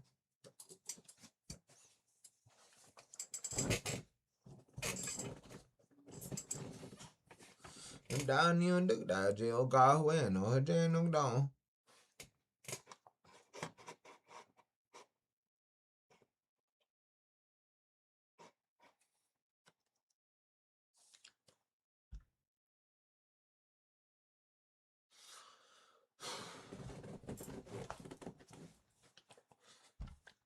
Yeah, just be giving off gangster vibes, yo. Can't even sit here with this on. They'll be like, yo, he thinks he's a gangster now. Bro, I got a white t-shirt on and this. How is that gangster vibes?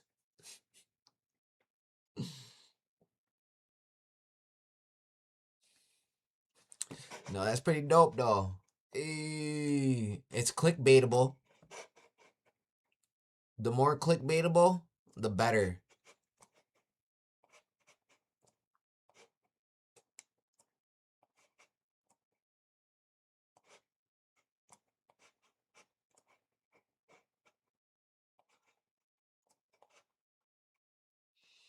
The better, though.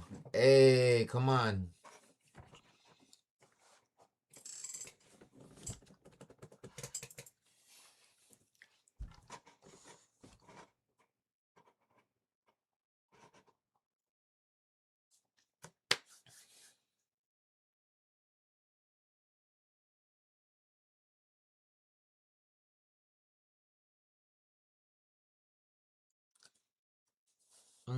Pretty interesting. It's pretty good content, though. Hey, come on, yo. You guys know you love it. We still gotta do all this, too. So, throughout all of my research, the Norse depiction of where we live has to be the most accurate. They believe that there's a world above our world and a world beneath our feet, and that we're somewhere's in the middle, kind of like right here. Most people have seen this one though, and the reason why I say this is probably the closest depiction of where we live. Yeah, that's probably the closest depiction of where we live, I'd have to say.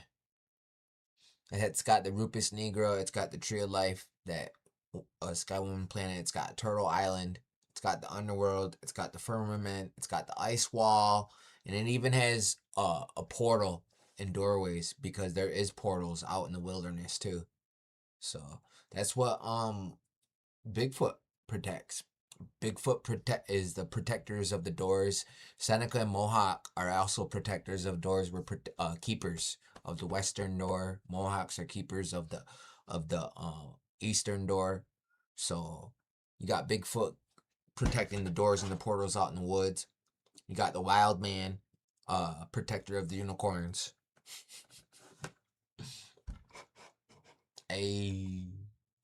Live is because it lines up with my people's creation story and with pretty much with what all the ancient cultures say, that there's worlds on top of worlds. Like the Hindus, they were definitely onto something. They believe there's like 13 hells beneath us and 7 heavens above us, and same with the Mayans. But this is my depiction of what my people believe, the sky world, and let me explain it. So that's the celestial sprout. It's a sprout because it fell over and it ripped a hole in their reality, the portal, and that's the whole Sky Woman fell from. It kind of lines up with the Gnostics, how they say Sophia fell from the highest heaven and got trapped down here in the material world, and she's the grandmother of God, actually. So back with this picture, we know that at the North Pole, old maps depict a magnetic mountain, and they call that the Rupus Nigra.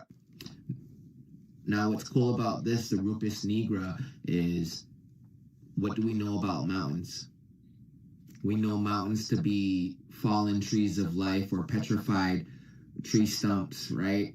And it lines up with what all the ancient cultures are saying, that there was a tree in the center of our universe, or the sky world, both actually. And even the tribes out in the South Midwest talk about coming from the middle of the earth, and they planted a tree that broke through the layers. And that's what it's showing down here, that tribes are saying they started down here and they planted a tree like a jack and the beanstalk, and they broke through the layers and made it to the surface world. We're called surface dwellers. It's like we're living on the roof. But yeah, that would be the Rupus Nigra. Not anymore, it's a petrified tree stump. But this would be Turtle Island, and it kind of even looks like a turtle shell.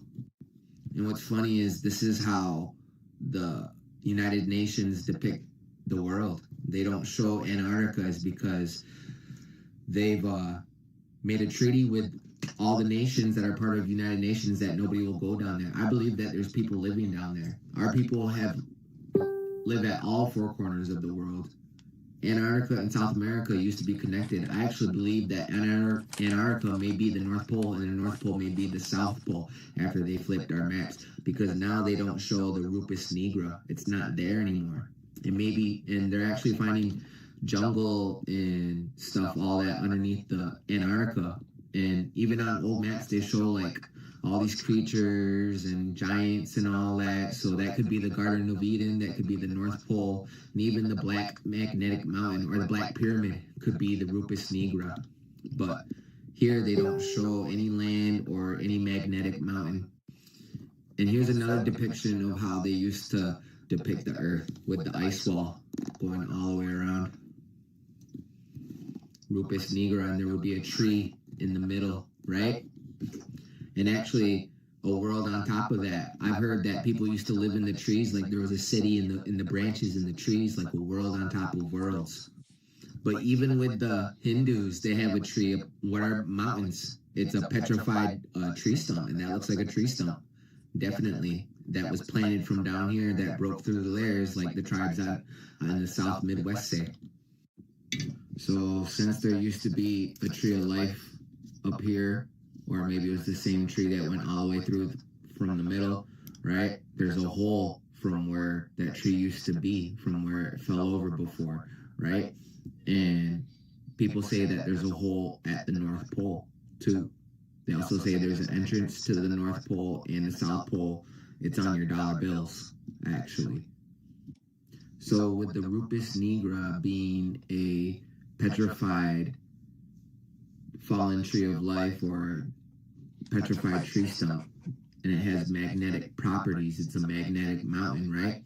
I'm going to show you a video of this Bigfoot, and this Bigfoot has magnetic properties to it. I guess all of them do. And it's a magical creature, and so are these trees of life, right? Bigfoot's a giant, so is these trees of life, right? So it's going to have magnetic properties. So check it out. When my father and his friend acquired the Bigfoot September 23rd, 1953, they noticed something right away. While transporting them, they noticed that they had magnetic properties. This is all of them. Every part of the Bigfoot has magnetic properties to it. Then stick it to another part of it. Stick it to the toes, stick it to the heel, stick it to the side, not just that one spot.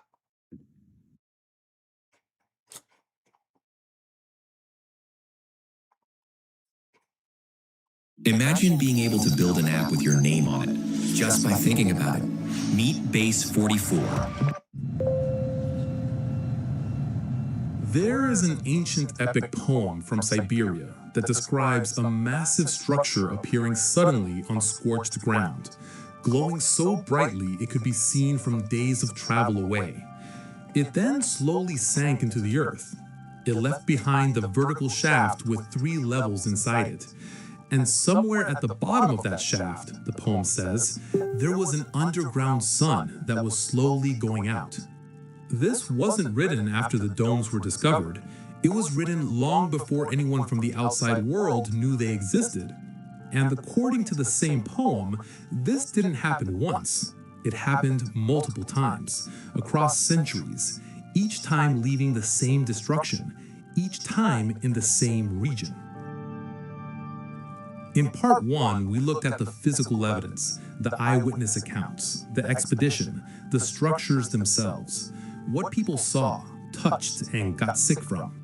Today, we go a layer deeper into what the people of this region preserved in their oral tradition, into what happened when the Soviet military ran a test in this area and got a result they couldn't explain, into what modern maps have been quietly distorting about Siberia's actual size for decades, and into how all of it might connect to something much larger than a handful of buried domes in the wilderness.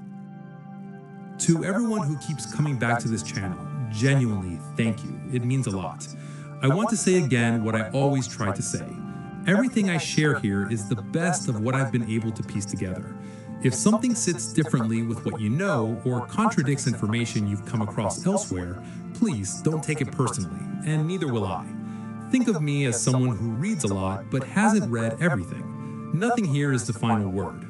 Evidence changes, interpretations shift, and I'd much rather be honestly uncertain than confidently wrong. With that, let's get back into Siberia. The Yakutian epics are not short folk tales passed between grandparents and children. They are long, detailed, formally structured literary works preserved with care across generations because the people who kept them understood they contained something important. What those epics describe in relation to the Valley of Death is this. Without warning, the sky goes dark. A hurricane of terrible force shakes the land. Lightning crosses the sky in every direction. Then, when the darkness clears, a towering structure stands on scorched ground, glowing in the sun, visible from a distance of many days of travel. For a long period, the structure emits loud, unpleasant sounds. Then it begins sinking slowly into the earth. Where it sinks, it leaves behind a massive vertical shaft. Inside that shaft, 3 tiers, described as laughing chasms, and at the bottom, an underground country with its own sun, a sun that is fading. No one could go near the opening because of a choking smell, but from a distance, people sometimes saw a rotating disc above it, which the legends call a banging lid. Those who got too close and went in never came back. The illness left behind was not just physical, it was inheritable. People who had never visited the site developed the same symptoms as those who had, passed down through generations. Now hold that image in your mind. A glowing structure, a shaft going deep into the earth, radiation-like illness spreading to people who were never there, a rotating object above the opening. Then go back to part 1, the domes, the warmth inside, the hair loss, the sores that never healed, the circular ponds with something solid at the bottom that probes disappear into.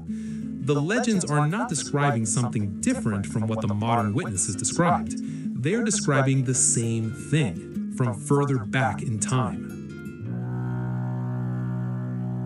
Two figures appear repeatedly across the Yakutian epics in connection with the Valley of Death.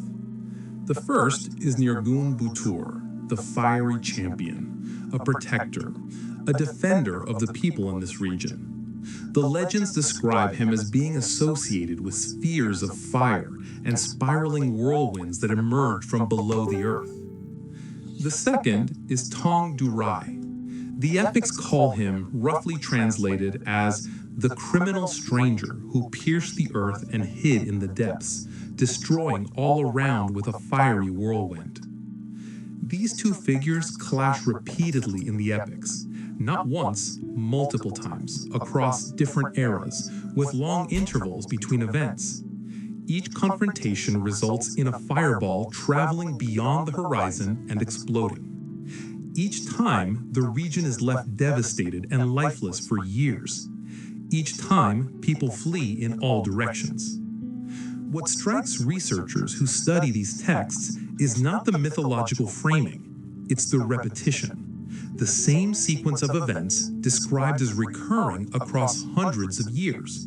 A structure, a fireball, an explosion, destruction over 1,000 kilometers, then quiet for a few decades, then the same sequence again. You guys like this that? This is not how mythology typically works. Mythology. That's clickbait, yo. It's clickbait. It's funny. It's funny, yo. Usually describes one great. It's funny. People will probably say shit. Oh, he's got a picture of Jesus? You got a picture of Jesus? Yeah, I do. Oh, I do for a second. Hold on.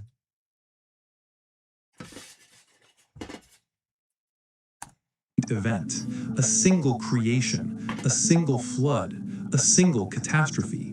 The Yakutian epics describe a cycle, something that activated, went dormant, and activated again. Whether that means a recurring natural phenomenon, an ancient system of some kind, or something else entirely, the epics themselves do not say.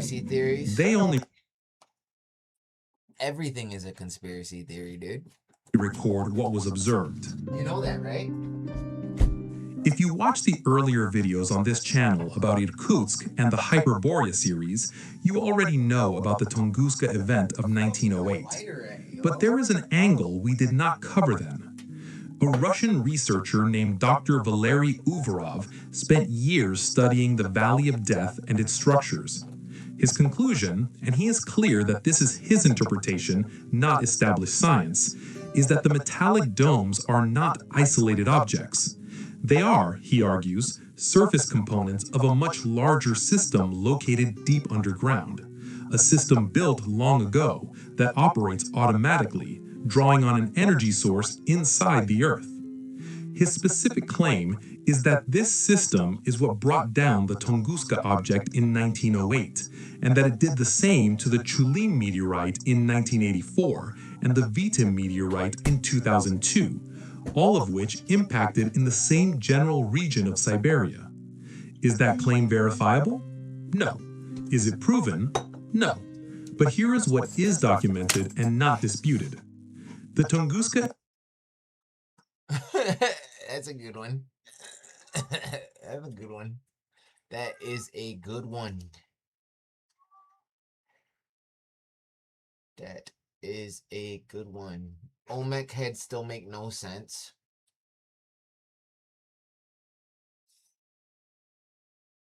What if I told you that one of the earliest civilizations in the Americas built its entire world? Have past experience made it hard for you to trust official sources when life feels out of control? Do hidden explanations feel more comforting? Do you usually assume deception first or consider multiple possibilities? What? Those are kind of personal, bro. Kind of crossing the line. Around a material that does not belong to where they lived. The fuck kind of A questions material that had to be moved across distances that still seem excessive today, and a material that from the moment it was first discovered has never fully made sense.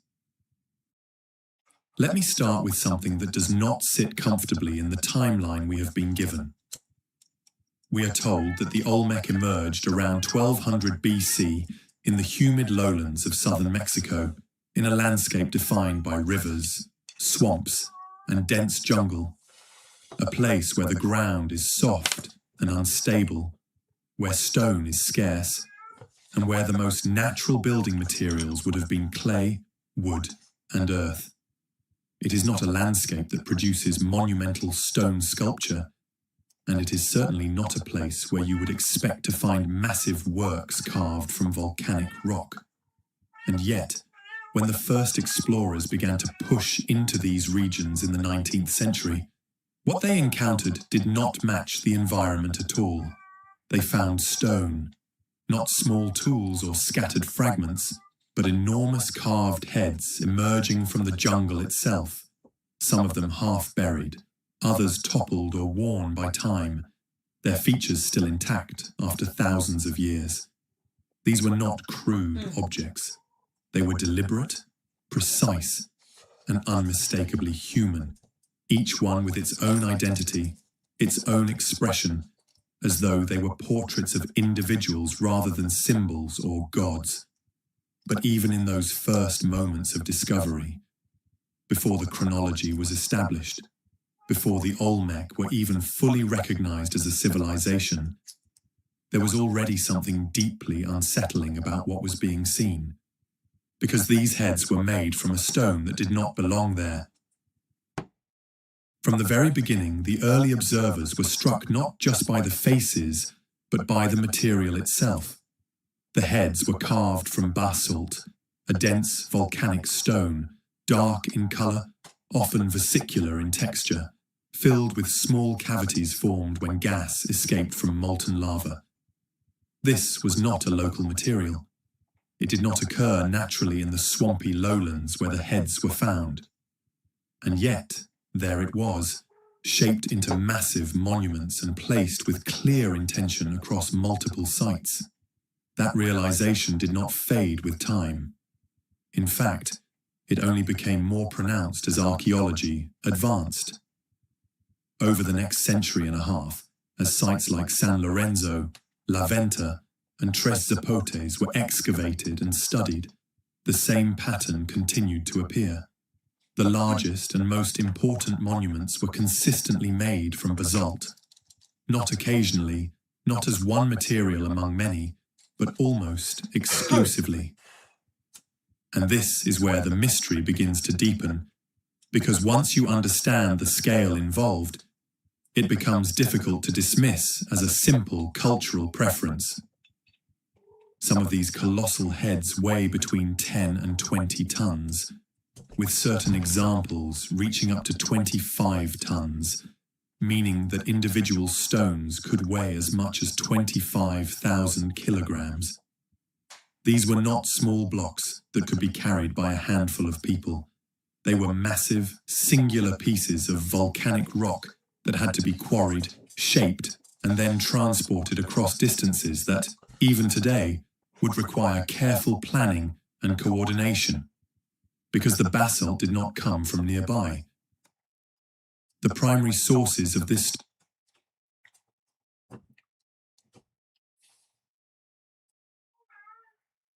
In the remote islands of Patagonia, where cold Pacific winds sweep over grey seas and the mountains plunge into a maze of fjords, there once lived a woman who carried within her the oldest voice of the southern world.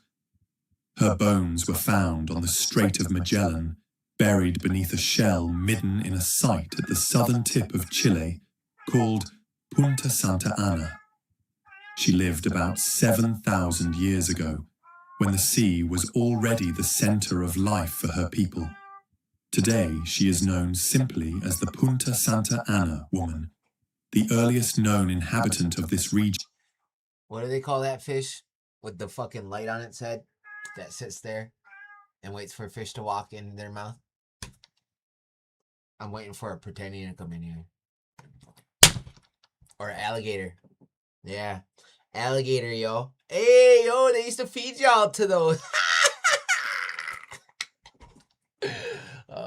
And the matriarchal ancestor of a lineage that would endure for millennia. Her DNA, labeled as PSA1 in genetic literature, revealed a faint but unmistakable echo from another world. About 3% of her genome traced back to Australasian ancestry, the same genetic signal found later in a man from Cueva Ayayema and in the canoe-faring peoples of Patagonia who followed her. That small trace of ancestry. Oh, I look at all this, yo.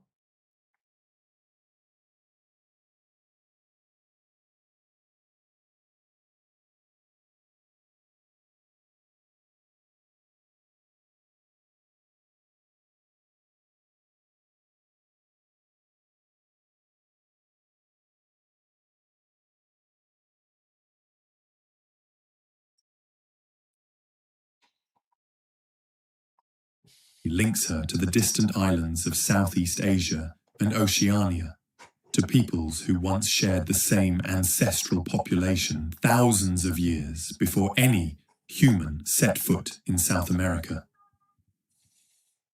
The Punta Santa Ana woman represents the beginning of the Patagonian story.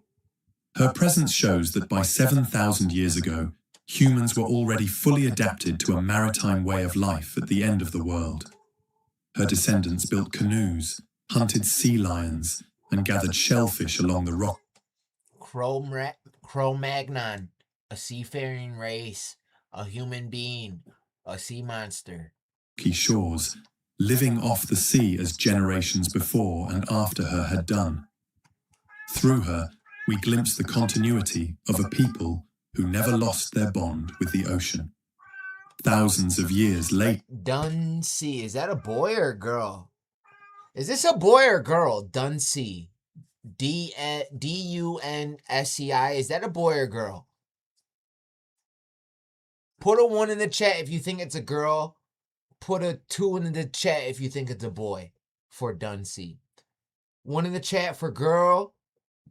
2 in the chat for boy for Duncy in the chat. 1 in the chat for girl. 2 in the chat for boy. For Duncy in the chat. 1 in the chat for girl. 2 in the chat for boy. 3 for both. I need help. I can't tell. And some 300 kilometers away, another individual would be discovered whose genome echoed hers. A man from Cueva Ayayema on the extremely remote and rugged Isla Madre de Dios. He lived about 4,500 years ago, 2.5 millennia after the Punta Santa Ana woman had died, yet his DNA carried the same ancestral threads. Together, these two individuals tell a single story that stretches across deep time, a lineage that remained isolated at the far southern edge of the world, preserving the earliest genetic heritage of South America. The site of Cueva Ayayema lies in one of the most remote corners of the Magallanes region of Chilean Patagonia. We're talking about someone on Within the its limestone chamber, archaeologists uncovered the incomplete but well-preserved bones of the man now known as Ayayema. His discovery would later reshape came up. our understanding of how the Americas were peopled.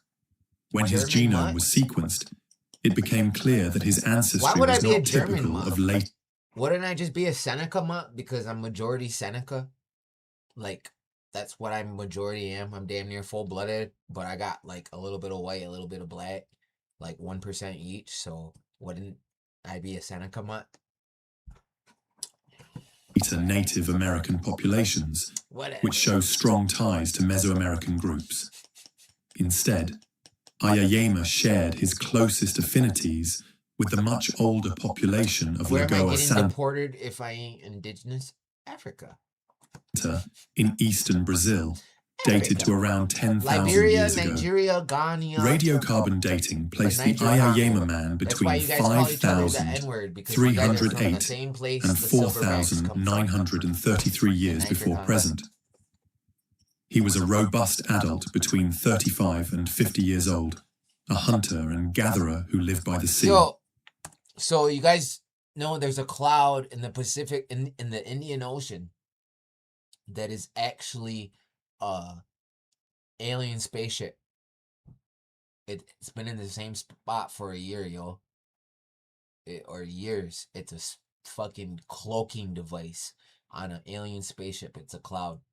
I actually believe that. His bones bear the marks of a life spent navigating the cold waters, hauling nets, and harvesting shellfish. Hold on, that don't make no sense. So I'm not getting deported to Haiti or Jamaica? Dude, I don't even know you, bro. Like, I'm assuming, if you're going, usually the people, I'm automatically assuming you're West African, because the people that, like, go against Native Americans usually are black men that are typically of West African descent. So that's the only people in 2026 and who have been hating on Native Americans lately. So that's what I'm assuming you are. You're African American and you think you're Choctaw, Cherokee, Blackfoot, Olmec, Mayan that spoke Hebrew and Egypt's here. It's the same story. And you're a Moor too, and in the slaves in the Bible, the Israelites, in the Dark Ages, Europeans and the Scots and Royal Moors or whatever, right? We know it's the same story. Everything besides Nigerian and Siberian, we know. We know. The world he inhabited was a harsh one, a labyrinth of islands, storms, and tides. But see, you racially stereotyping me, something I'm not. I was always here. Sure you were, buddy. Yet it was already home to communities who had mastered it. They carved and all the trans women and all the trans boys were always boys and girls too. Canoes from logs, made tools from bone and stone, and lived among sea lions, penguins, and whales. The genome of the Ayayema man confirmed what the Punta Santa Ana woman's DNA had first suggested. The people of southern Patagonia They'll deport me to Tartaria. Where do you want to go? You want to go to Tartaria, Atlantis, Eden, Valhalla. Valhalla, you can actually go. Witness protection program where Charlie went. Carried a deep and ancient ancestry that linked them not to the later agricultural civilizations of the Andes or Mesoamerica, but to an earlier wave of settlers who had spread into South America long before. This ancestry, shared with the Lagoa Santa people of Brazil, bore traces of something unexpected, a connection to the peoples of Australasia. When geneticists compared the Punta Santa Ana and Ayayema genomes with those of other ancient and modern populations, they found that I seen them talk about carbon-12 like they only have it. Everyone has carbon-12. Yo, you know what I found out? Only Native Americans are 9 ether, too. We are the only ones that have the 9 repeat allele. Native Americans only. Nobody else has that genetic marker. The 9 repeat allele is a genetic marker only found in Native Americans of North and South America. In order to have that genetic marker, you have to have Native American ancestry. The only people that have actually be 9 ether. But that's the thing. It's not a contest to us, y'all. Only the people. So this is what it is. The people that are the best don't go around act like they're the best. They just know they're the best. They don't gotta assert dominance over everybody because they're just dominant. The fucking second best may have to do that. The third best definitely is doing that, right? But you see what I mean? The first one's not doing that. If you're awesome, you don't have to tell everybody you're awesome. You just be awesome.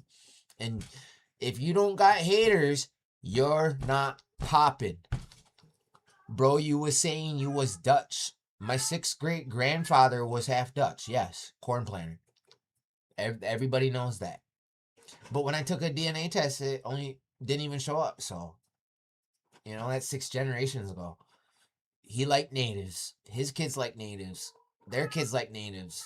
Their kids like natives. Their grandkids like natives. My mom liked natives. I like natives. Right? We had kids with natives so that admixture gets cut in half every single time. So, right? How many 6th great grandparents you have? Over 500? Yeah, so that's one Dutchman out of what? Fucking 500 fucking Indians? Yeah, I'll claim my one Dutch ancestor. That don't hurt my feelings. I love myself. I love who I am because he's one of the most... You could look up Seneca Indians online and he'll be the first one to pop up. He'll be the first face to pop up, my ancestor, corn planter. And that's New York history. The Dutch. That New York is a Dutch name. All the names here, yo. New Amsterdam, New Netherlands, New York, God's New Israel. That's not Dutch, but those are the names of this area. Like, the history is embedded in my DNA, yo, of this place. From the Revolutionary War, all of it, yo. All of it, yo. I love who I am. That's why people the people that don't like who they are the first ones to try to make you feel ashamed of who you are. People that talk about your skin color and your hair texture are severely insecure about theirs.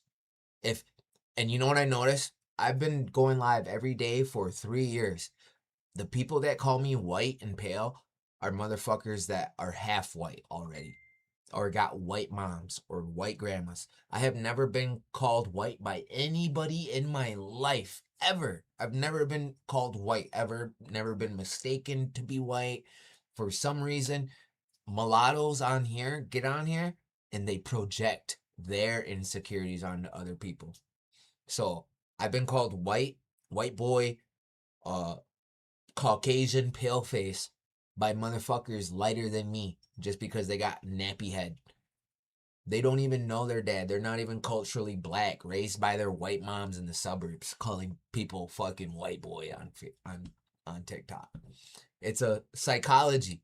They only call you that is because they got called that by their own people. They think that hurts you. They don't fucking hurt me. White people fucking dominated y'all. Why would... You're gonna say I'm the people that you guys called master and daddy? That's a diss to you? You're saying I'm the people that owned you and dominated you. That's supposed to be a diss to me. The ones that you are letting walk around free untouched and you didn't get no revenge. I'm those people to you. That's supposed to hurt me? No, you called them daddy. How is that supposed to hurt me? That would mean I'm your master and your daddy. That's what that would mean. Ever since I started talking like that, telling them that, they have stopped calling me that. You can use reverse psychology on these people. It'll work like that, yo. That's called reverse psychology. Did you get your revenge? No, we got our land back, though. We got our pride. We're not displaced to the other side of the planet. We can still speak our language. We know who we are. We weren't conquered. We were colonized. We can decolonize ourselves. And what does decolonization looks like? Speaking your language and forgetting English. Letting your hair grow long and practicing your culture. Stop going to church and start going to ceremony. Right? That's what decolonizing looks like. Wearing your culture and being proud of it. That's what... And getting your land back. Taking them to court or they're just giving it back. Fuck it, buy it back if you got to. Who cares? It's yours. Right? Whatever. Do whatever you can to get it back with all the money we're getting from the casinos. Yeah, we can do that. We can do that. And they got a problem with that. So just know it's 2026. The Mayans and Aztec, or Mayans predicted 2012, right? It wasn't the end. It was a new era. Wasn't the end. It's not a reset. It was kind of like a reset, but a spiritual shift too, a change, yo. Their era ended. We entered a new era. 2012. It wasn't until COVID and COVID-19 when everybody was home on their phones and downloading TikTok and Facebook, and now everybody want to be Native American. We're indigenous. We're not African, yo. That's how deep. That's how hurt and traumatized those people are. That's how conquered they are. They totally don't love themselves that they want to adopt our title. You cannot take Aboriginal. It's already taken. People in Australia will get fucking mad. You're not Aboriginal. You can't take Indian. That's our title. Or people in India. You can't take that. Right? You can't take Native because you're not the fucking natives. Right? I know you don't want to be black, but you got white people. We're red. Redskins. Come on. Can't cry. Right? What else? What, you already call each other the N-word. Nigerian? Young Nigerian? Hawaiian? Makes sense. Let's take a DNA test. I bet you that'd be your highest percentage. Right? If you have native in you, why are you fucking crying? Why don't you go join the tribe? Oh, they won't let me join because I'm black. Motherfucker, there's white people in the tribe and black people in the tribe. That's a fucking lie. It's because you don't have it. That's why. It's because your grandma fucking lied to you and you can't accept it that your grandma was wrong. Grandma was wrong because her grandma lied to her. This is what happened. Each generation, the first generation that got adopted in was a freedman, told the son, we are Choctaw black freedmen enrolled to the tribe. That son grew up, told his son, we are black Choctaws enrolled to the tribe. His son grew up, their grandma, we are Choctaws enrolled to the tribe. His son grew up, they kicked him out of the tribe because they're not fucking Indian. They said, they kicked us out because we were black, but we are Choctaw. Right? And now, generations later, they're saying, yeah, yo, they kicked us out because we're not because we're black, yo, and we're the real Choctaw. That's not how. No, stop. You really think it's like that? Do you really think the whole world would just sit there and be like, yeah, yo, look, these people stole their identity and we're just going to be okay with it? You really think people are like that, yo?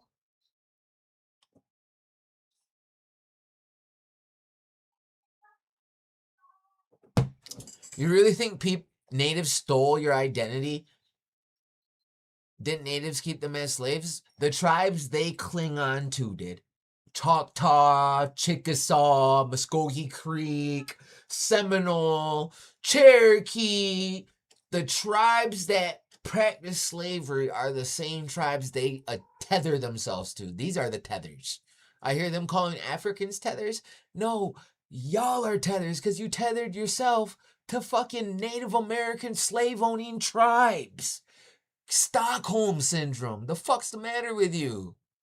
Why are you clinging on to a slave-owning tribe anyway? You don't like your own people or what? What up, man?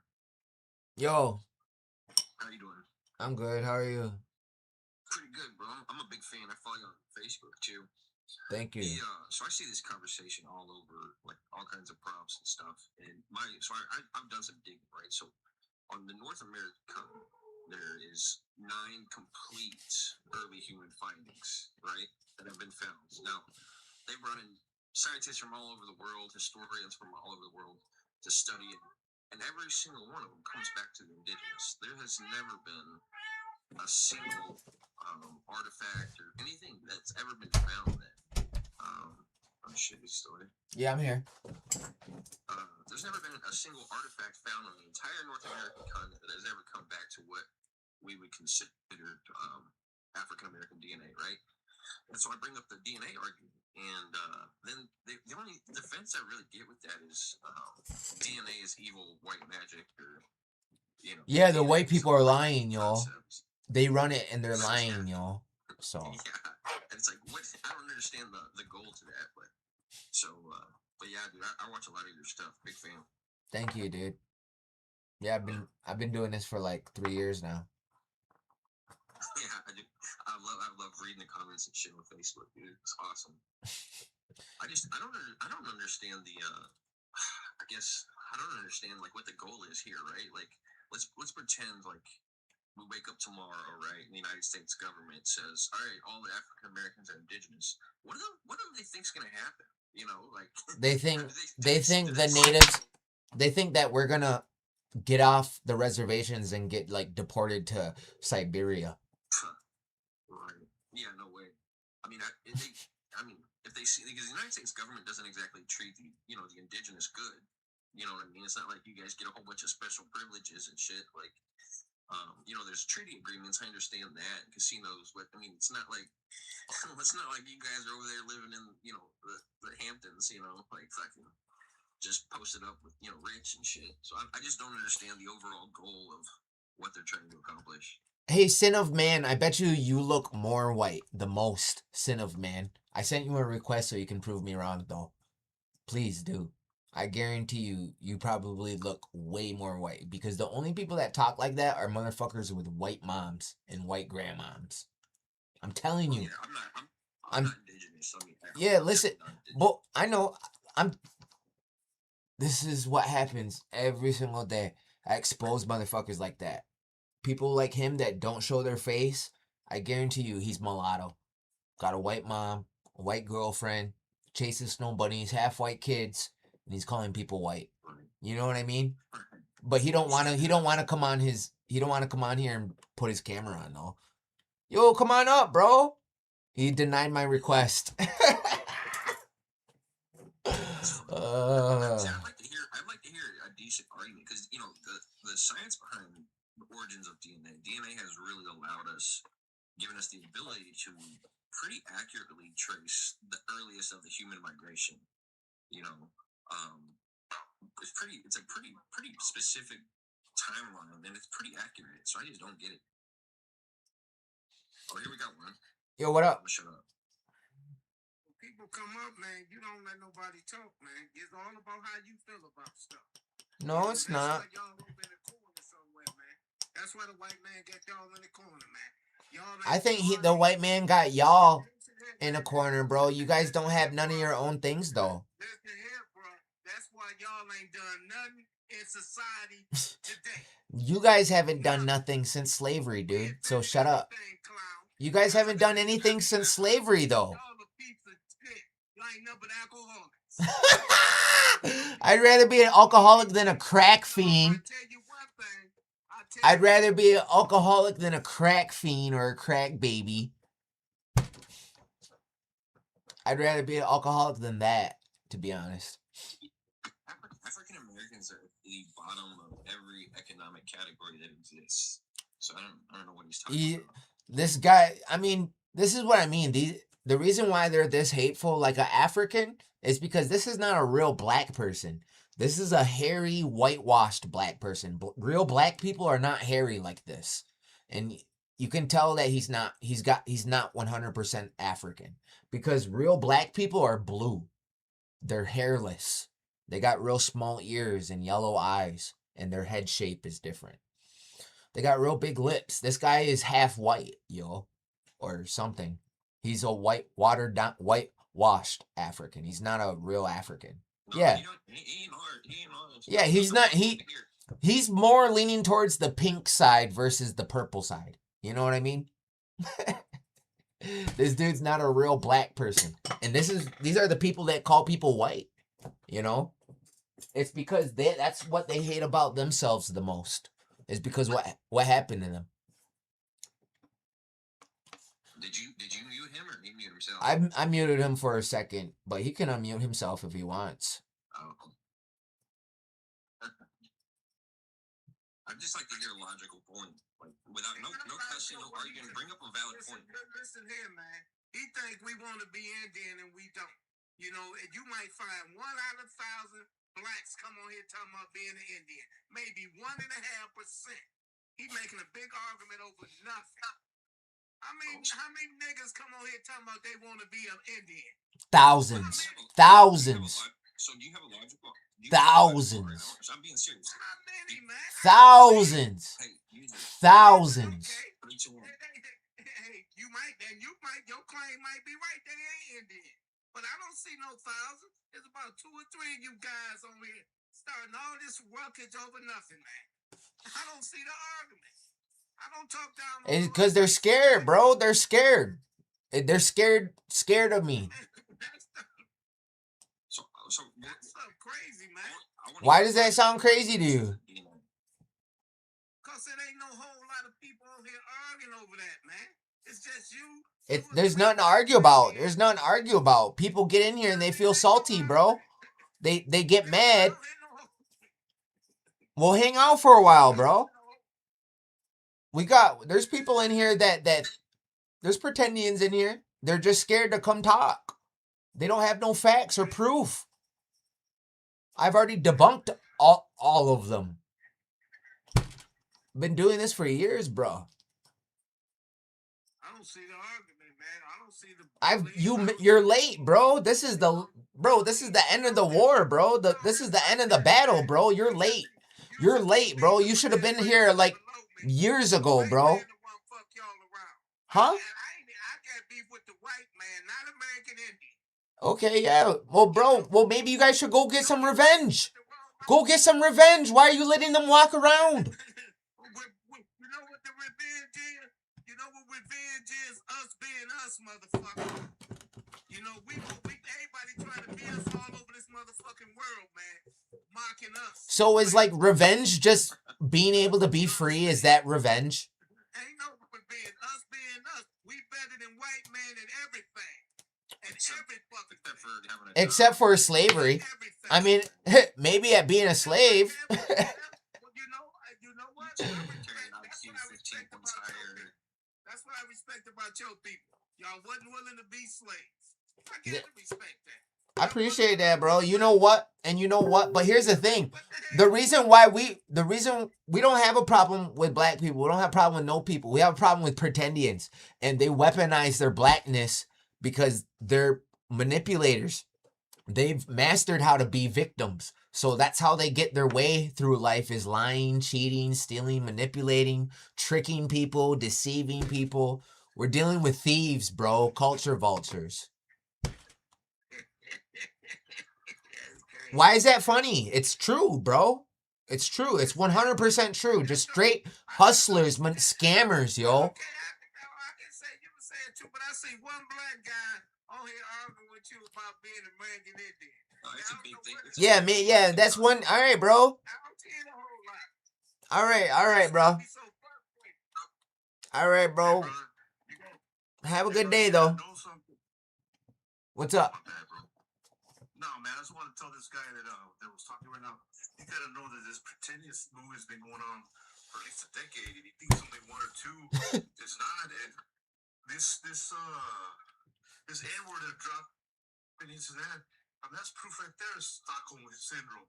It's like they don't love themselves, and I just think it's hilarious. It's a problem, but yeah, that's directed to that guy that was talking. That's all, bro. That's all I got. Yeah.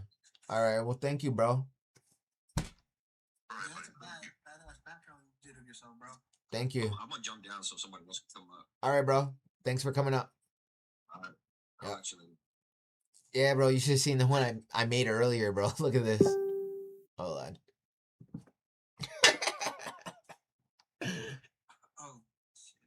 Clickbait, bro. It's clickbait. I gotta be honest, man. You got the black community. They hate you so much, bro, because you speak facts on them. Well, you know what, bro? It's getting to the point where these motherfuckers are like seriously trying to like hurt me and shit, bro. I don't really think that there's like sustenance to their threats, but you know what? You can never be too sure with these people because they're kind of. It's not that they're dangerous; they're just dumb. You know, they got their pride outweighs their heart, and if I like expose one of these motherfuckers to the point like he wants to fucking come kill me because of it, you know, the internet is forever, yo. 100% get what you're saying. What did he tell you? He said something about like, oh, I could give you guys that. You guys refuse to be slaves. Well, of course, who the fuck wants to be fucking treated like that? Being whipped and fucking being told what to do, be treated like shit and getting fed crappy food, fucking being beat. Who the fuck wants to go through that shit? Yeah, he called us piece of shits too. Oh, he did say that? At first, when he first came on, he said, yeah, you guys are all a bunch of piece of shits, all drunk on the res, he said.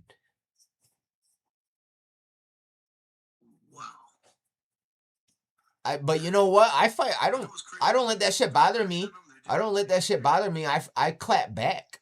I clap back with responses. That's what they don't like. That's why they don't like me, is because they're so used to like white people having so much shame and guilt for being slave masters that white people like act like they're afraid of them, you know, or they just like ignore them to the point where like in their black people's minds they're like, yeah, yo, I bitched him, you know. That's like the kind of mentality they got. It's kind of like a primitive barbaric mentality. That's You know how you were saying that our revenge is being better than white people. Actually, white people kind of laugh at you because they're living in a nice big ass home, fucking living, having their kids in the best schools in the fucking, you know, in the United States. They're fucking in sports where they pay them the most high salary. You're talking about hockey.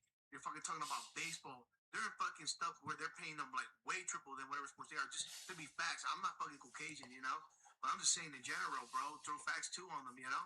White men ain't worried about them. They're laughing at them. yeah, dude, and you know what? That's the thing. That's why white men don't even worry about them, and that's why they kind of moved on to us and Mexicans. That's why they want to start beefing with us, is because white man, in his mind, he if he goes back and forth with a black man, that means he's letting the black man get to him. Then that means that he's considering the black man as being his equal. White man was the one that wrote the book on who was equal and who wasn't. So white man doesn't even pay him attention. So the black man is now focused on the red man because the white man's not giving him no attention. They're worried about anybody who has Indonesian blood, bro. Like me and you. They're worried about us. Look at they want to get rid of Mexicans. They want to get anybody that fucking works their ass off, that are smart, intelligent, and is capable of being the same as them. And think about it. What are European people attacking? People that look Indonesian. Am I right? Right now? Indonesian? Yeah, my bad, bro, with the pronunciation. Indigenous. You know what I mean? Basically, let me say Native Indigenous. Indonesian. My bad, but they're one of us too, bro. Yeah. No, it's all right, bro. Are you Indonesian? No. Oh, okay, yeah, bro. Bro, my grandma's full-blooded Shoney. Full-blooded. Okay, yeah, that's cool, bro. Born and raised there, bro. Yeah, that. Like, not too much of it, just quarter. My dad's half. Yeah, dude, that's what's up, bro. That's what's up. Yeah, bro. Like, I could go in there race station and pass those guys with the high cheekbones, the straight up fucking black hair, everything, bro. Like, I actually blend with those guys. Yo. Wow. I was just talking to her on another live chat, bro. Oh, yeah? Yeah, she's cool ass people, bro. Yo. Welcome. She's cool. Yeah, she's from the Philippines, bro. She's cool ass people. Hi, host. Thank you for having me. Thank you for letting me up on your live. Hello, welcome. Philippines, huh? Yeah, but bro, what do you think about the Europeans? You think they got a problem with Native Americans? Yeah. Anybody living here has a problem with Native Americans because they think that we're gonna retaliate. And they're worried about that big time, huh? That's why they're deporting Mexicans, because we're all the same people. They don't want the indigenous population. Yeah, they don't want the original American population to outnumber the foreigners, which is white people and black people. White people are from Europe, black people are from Africa. From Africa. Yep. And yeah.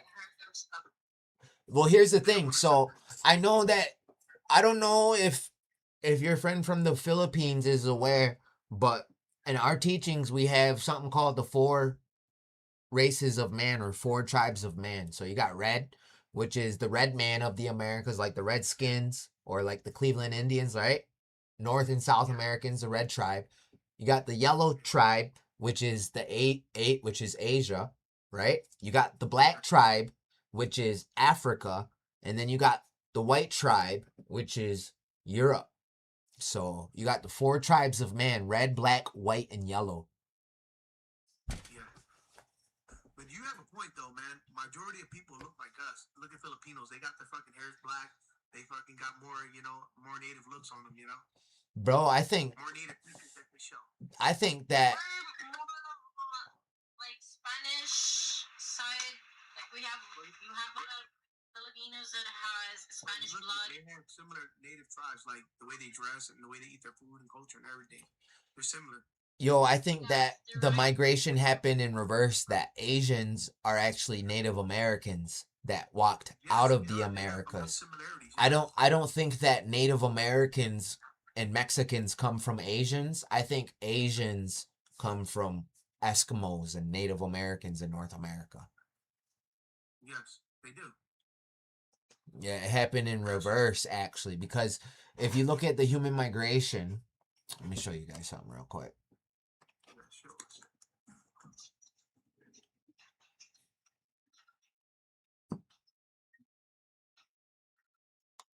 Damn, it's been a while since I've had this many people in here.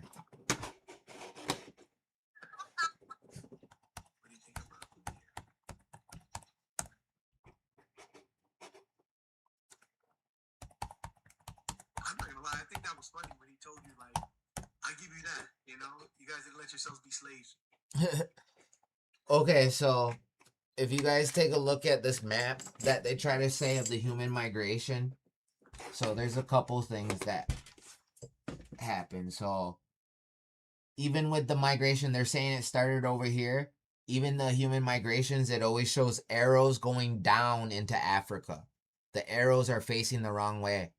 So over here, it started down here, possibly in Antarctica, or if people came out the middle through the North Pole or the South Pole, they would have came out right up here, and a migration would have split. It would have come up out here, migration would have went down, and a migration would have went that way. But if people did come from South America, yeah, the arrows are facing the wrong way. The arrows are supposed to be going that way, actually.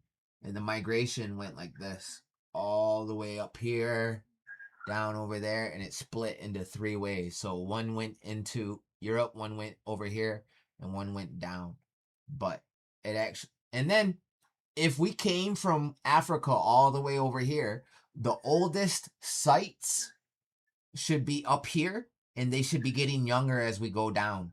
But it's actually the opposite. The oldest sites in the Americas are in South America, and they get younger as you go up. So that actually debunks it too. But yeah, the arrows are facing the wrong way. You know what Black Americans are trying to say too, bro? What I've been hearing from them, that we never was in Africa. We were here the whole time. We were, bro. We never. I don't believe we came from Africa, because if we came from Africa, that means we had to walk all the way from there. And Native Americans don't have that migration story. Native Americans have a migration story of people walking the other way. Actually, we got migration stories of coming from Central and South America. That's where we get our corn, and our creation stories match Central American creation stories. Like my people, we look like more like Mexican or like South American than we do Asian. We don't really look Asian. We look. This is what I've been hearing from the Black community. They're saying that they were the first people here already, that they never migrated from Africa as slaves and were brought in. They were here in the United States. Yeah, they say they're autochthonous. That means they sprouted from the soil. And they're saying, and they're trying to say some other shit too, that you don't think we're capable of making our own boats and coming over here too from Africa already on our own. They're not even a seafaring people like that. To be honest, the reason why they look the way they look is because they never left Africa. Is because the sun made them, they evolved to that climate from never leaving. Because in the sub-Saharan desert, that's really intense UV radiation. So their skin developed. They already established, they're saying that they already been here a long time ago, and they already established their life, and they're the original people here in North America, and that they're capable of making boats and then coming here also and making their own life and stuff. That's what that's their debate. Right They don't have their bones here. They don't find their bones past the 1650s. The oldest black bones ever found was the Jamestown skeletons from the 13 colonies. If they were here, they should find their bones outside the 13 colonies and past the 1600s. But they don't. Oh wow, that's a good debate right there. Mm-hmm. Because there's this one guy, bro. If you look him up, he's on the Joe Rogan broadcast, and he talks about what makes you think that we're not capable of coming on here and not being here already. Because they don't know how to swim. That's the number one. Black people aren't that good swimmers. You know, if you look up statistics, that we're not capable of making boats, making our own boats. I mean, dude, they were living in dung huts. They were living in dung huts. They were smearing dung on straw huts. I highly doubt those people were making boats across the ocean, yo. And I'm not trying to be mean, but they were hunter-gatherers living a primitive lifestyle. They weren't really doing all that, yo. Point there, like what you think, they never found their bones or evidence, right? Yeah, nope. They don't find them past this. The oldest is 1650. That's only 400 years. That don't make you indigenous. Even if they found their bones here 10,000 years ago, they still wouldn't be indigenous. You're indigenous is if you have Native American Indian DNA. You need our DNA. And if they had our DNA, there's one DNA over here that's indigenous. It's Native American indigenous DNA, North and South America. We all have a common ancestor over here. You need to come from, have our DNA. There was no black Indian until Africans came in over here and mixed in. And then you had Afro-Indigenous people. They're trying to make it seem that there was a black Indian tribe running around here side by side with us. And that's just not true, actually. They're saying that, then they're coming with that, this is what you speak about, white science is not legit and all this other shit. Yeah, so that's a dumb argument too. They'll say that the white man's lying too, that DNA test is ran by white people, and of course they're gonna lie. That's just like a real dumb argument. They deny reality. Those are reality deniers. So you can't really argue with someone like that. They're set in their ways. No, because I've been told that to them. Like, that's just white science you're following and shit, you know? That's not nothing to do that they're lying about the history about us and all this other shit. Yeah, I mean, if they really want to deny like slavery and white man bringing them here, they're really just doing the white man a favor by giving them a clean slate, because you're telling them that it's okay that they did that to their ancestors and that they're not going to do anything about it because they're forgetting about it. They're denying it, you know? So it's not really times are changing, yo. You think they were pussies for letting themselves be slaves like that for that long and not fighting back like the natives? Yeah, so that's another thing why this identity crisis is happening, why they want to be Native Americans, because Native Americans fought for their land and their human rights. You know, we were warriors, and they were like forced to pick cotton, and yeah, they fought and all that. They had their little rebellions, but you know what? They were, for 400 years, they were oppressed and kind of like dominated and conquered to the point where they don't even want to be African or associated with who they are anymore. So what's going on is today in Black America, they got like this gangster tough guy persona of being a OG gangster crip killer, whatever, you know. You know what the black guy likes to say though? They like to say that we're all bitches. We all got come from the white man, and they threw us in civilization, and they came and enslaved us. They called the white man daddy. Right there, we're just categories up. They said that we're bitches too. Like, the white man runs everything. It's a projection. They're projecting that's their insecurity, yo. That's what happened to them. They're projecting. They're probably trying to beat you. They're trying to beat you to the chase. That's reverse psychology. So you don't say that to them. They're trying to beat you to it, because that's probably yeah. But that's some crazy shit. To say that you're a bitch, that they put you up in memorization and not it's like your land back. You can say, yeah, they put me still within my territory, and they didn't put me. We agreed peace treaties. You don't make peace treaties with the people you're beating up. You make peace treaties with the people you can't beat. They got displaced. They want to say we got placed in a reservation. They got displaced to the whole other side of the fucking planet. You know? Yeah, you're right. they basically, that's what they said to me one time. One time we were drinking, they said, you got punked, you got thrown in revelations. You know, you got pushed the fuck out with the fucking crying tears and shit, all this other shit. The road of crying tears and all this other bullshit they just came at me with. Like, fuck, really? Like that? You know, just two guys drunk and, you know, two guys talking shit like that, you know? So far, Real says, didn't you migrate from Alaska? Other way around, we migrated from South America. Do I look Alaskan or do I look South American? I know what you mean, bro. They're just trying to put, because they got dominated white guy. They want to say the same thing about the natives, that they got punked too. Yeah, because that's why they're trying to say they're native now. Yo, what up? Why did you look like me? Why do what? Why did you look like me? I sent you a request. You sent me a request. I accepted it. Oh, well, now that I'm here, but I was just a mod for you. Yeah, what's up? You're taking a turn to being racist, and it's weird. You think I'm racist?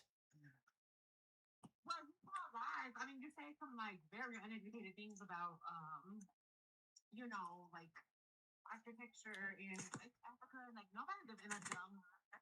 What was that? You don't think people live in dung huts in Africa?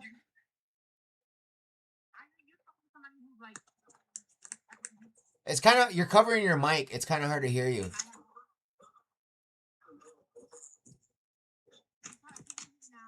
It's you sound far away a little bit.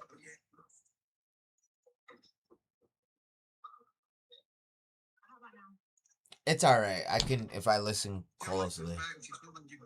Yeah, so what? They're not really that smart. That they don't know what cable. Yeah, shit. I don't want to get disrespectful because I can say a lot of things about. Yeah, so I'm not gonna bring myself that low. Well, I'm just telling you, know that I used to be a mod for you, and I do not support pretendians at all. But I'm also not going to take like ignorance and disrespect. I didn't know you felt that way. I'm sorry you feel that way, but no, I'm not racist or none of that. People try to say that I am because they can't really beat me with any facts. So that's kind of what black people do, is when they don't have anything else, they'll throw that at you, you know, as a... No, just let her talk. See what she has to say. Yeah, and you know what? I'll just go on and say this one last thing. I think that they play that game so much, and I can even prove this. Black people have even lied and said I called them the N-word. I can't point to one Native American-owned business. I cannot point to your people in government anywhere. So maybe you should focus on like better. We don't want to be part of the white man government. For this to be your country, for this to be your land.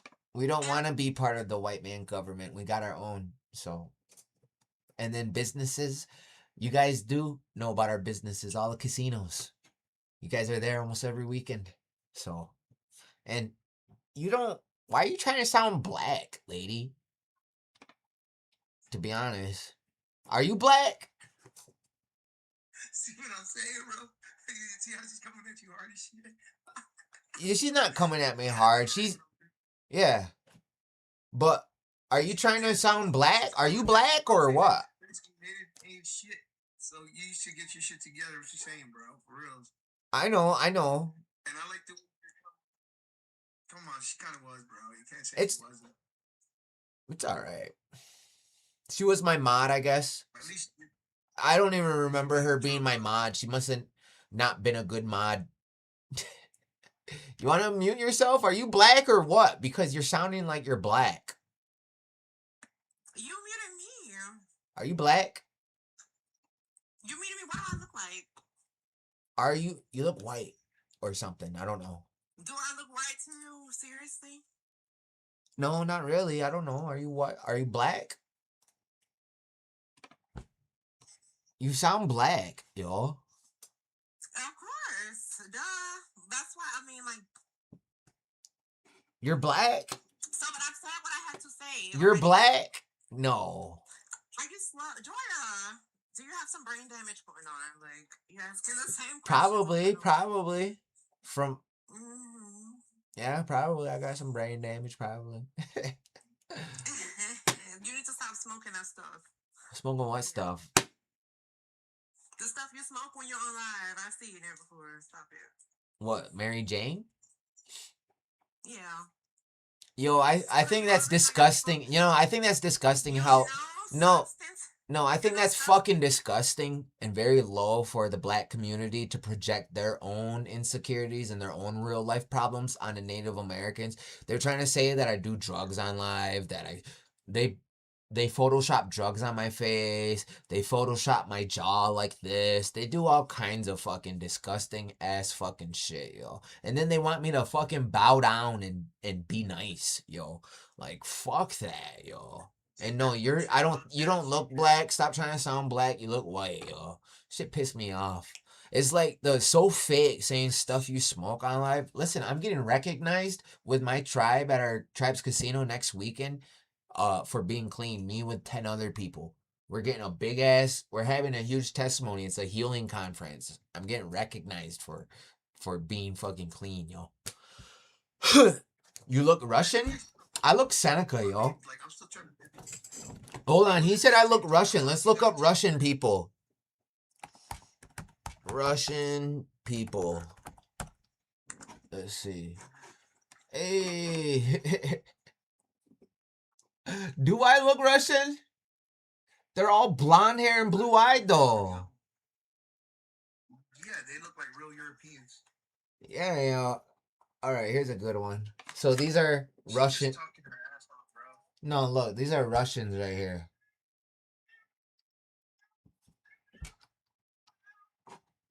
Yeah, it's like, where the fuck do you get Russian, y'all? Nah, dude, she's just talking shit. She said, I don't know if I heard that from her. She said you look Russian? No, not her. That fucking other dude. No, I mean like the one you just kicked off on your live chat. She said you look Russian. No, somebody in the chat. Somebody in the need to even show that, bro. You know you do not look Russian, bro. somebody in the chat did. It's just funny that she's saying it. Somebody in the chat did. What the fuck? Nah, they're just Yo, they try to say I look German, yo. They try to say I look German, bro. You do not look European at all, bro. Just to be honest, you do not. You look straight up Muslim. That shit don't hurt my feelings because the people saying that I do look like that are black people. They're trying to pull like some reverse psychology on me, like because they want me to like be like, no, I want to look black or something dumb like that. You know, they live in a black and white world, so them trying to say that I look white or something, they want me to like try to be like, no, I want to be like the opposite of that. Bro, you got what's going on? You got all these Filipinos want to go on your live. What's going on here, bro? I'm not joking. Yet another Filipino wanted to go up. That's the guy who started this shit. Who started what shit? To be honest with you, but just you look more Mexican than anything, and there's nothing wrong with that. Yeah, you do. You could pass. Just listening to you guys, I love the topic. Like I'm very much confused. Hello. Hello. What's up? I'm just gonna turn off the camera. What's your debate on the Asian On what Asian? situation of Native Americans? You're saying. I don't know what situation you're talking about. What situation? So, before in your last live stream, not your last live stream, but a couple live streams before, you said that Asians are a part of Black people. Now you said today Asians are a part of Natives. I'm confused now. I didn't hear you say that. What the fuck? Did you say that, bro? No, so what I said was black people are Afro-Asiatics and they descend from Asians, and Asians descend. She's right. I did say all of that. Asians descend from us and black people descend from Asians. You're right. Okay. I just wanted to know. Thank you. Yep. Bye-bye. Bye. Yeah, so that's one of my beliefs. So I believe that the red man is the original man, and I'm not the only one that believes this. But life originated on Turtle Island in the Americas, and the migration happened in reverse. How we come from Asians? Let's look up the oldest tribe in Africa. What the ancestors to all Africans, okay? Okay, let's do it. Oldest tribe in Africa. So this is what pops up. These are the ancestors to Africans. These are Afro-Asiatics. These are the Khoisan people. These are the oldest people in Africa. The oldest tribe. These are the ancestors to all black people. And they all look like that. They all look like Asians, yo. And these, yeah, this is the oldest tribe over there. They're not, yeah. And there's a whole, and this is the oldest people, and they look like Asians. So obviously there's something's not right. So they're trying to say, the way they try to make it look like is black people are the oldest, then like North Africans and Middle Easterners, and then white people, and then Asians, and then Native Americans being the youngest. That doesn't make any sense. You all smoke. Bro, look at you though. Bro, we got all our teeth. How about you come on here and let's all compare our teeth and see who has, you know, that people that smoke that, they don't have their teeth. Or they got real fucked up teeth. I got all my teeth. But anyway, yeah, so black people are considered Afro-Asiatics. They descend from Asians. And then if you look up all the ancient masks in Africa,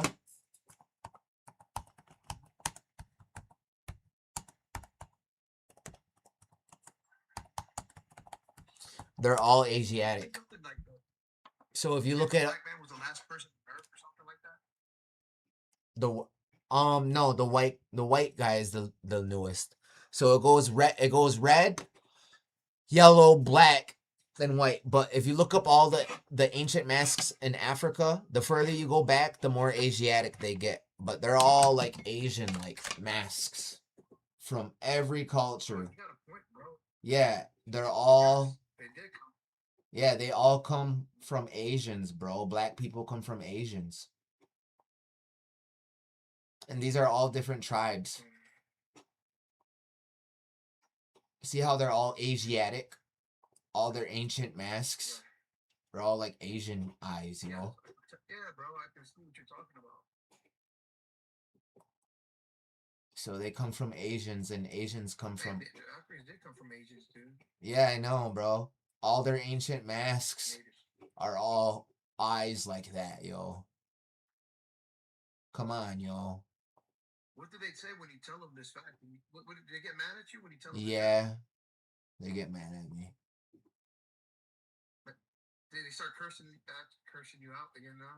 Yeah. People they just can't handle the truth, you know? Hold on, we're gonna make a video about this real quick. I'll show you how I make content.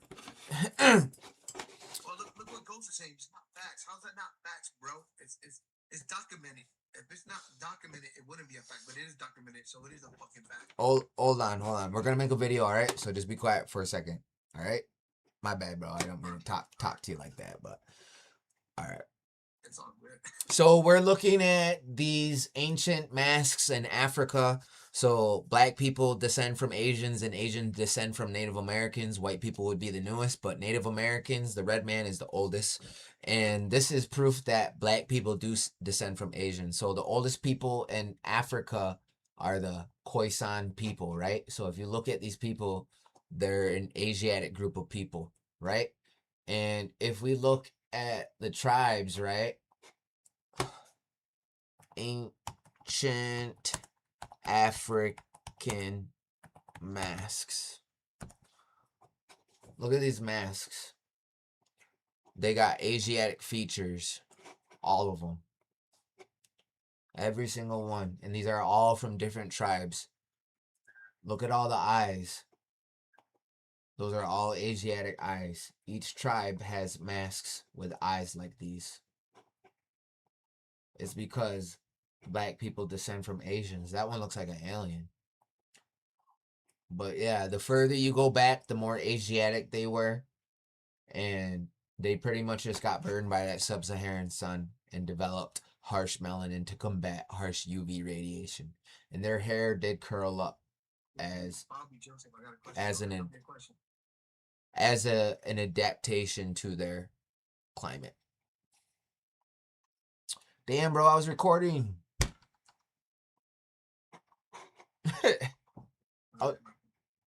I was in the middle of a video. They're gonna hear you now. It's all right though. So what's up, bro? You got any questions or? Nah, man, I just wanted to just chat with you a little bit up here and just see what the other group of people got to say and stuff like that. You know, because you kind of speak the truth and shit about a lot of this stuff. People don't like to hear the truth. You know, they can't handle the truth. You heard the whole saying that people can't handle the truth. And it's kind of true. People can't handle the truth. You heard that before, right? It's a tough pill they gotta swallow. But it's true, bro. That when they say that term that you can't handle truth, it's really true. They cannot handle the truth. It hurts them deep down inside. But you can't even tell them truth. That's how much they can't handle it. It really hurts them badly.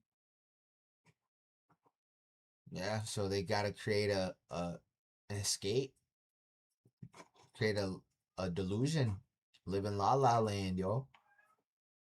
Cause reality hurts too much. I don't know why it would though. You know, it's like it is what it is. You know. But like I said, some people just can't handle the truth, man. They get too hurt. See what these people think in their comments, bro. No face swap. But yeah, bro, I'm glad you're waking up people's minds and telling them all that shit about Africa being the first people on Earth is bullshit. It's not true. Yeah, that's not true. Yo, what's up, Roger? You're live, Roger. You're live. Let's speak up. All right, bro. Peace. Claire sent another request to.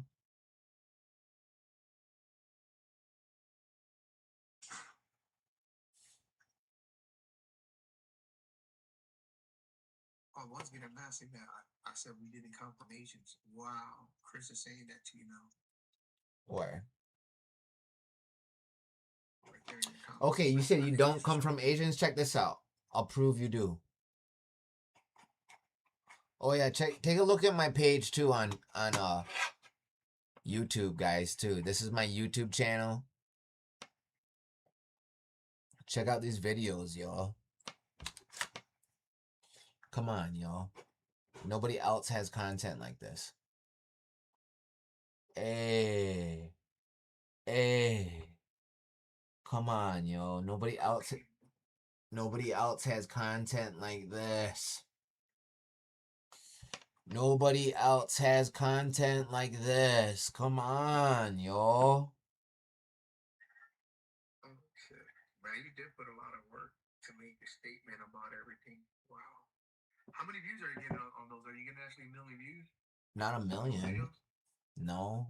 Like 62 here, 97 there. I post every so often, but I've got over 859 videos. Oh, shit. Who's that guy?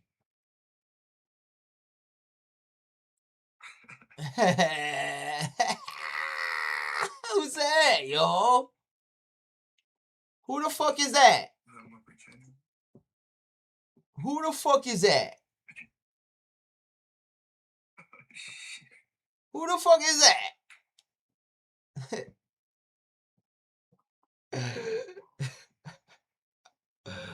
Oh, there you go. That is funny. The Garden of Eden was in Iroquois. Hey. The red man is the real. We are the original inhabitants of our Mother Earth. Hey. Hey, but check this out. Here you go.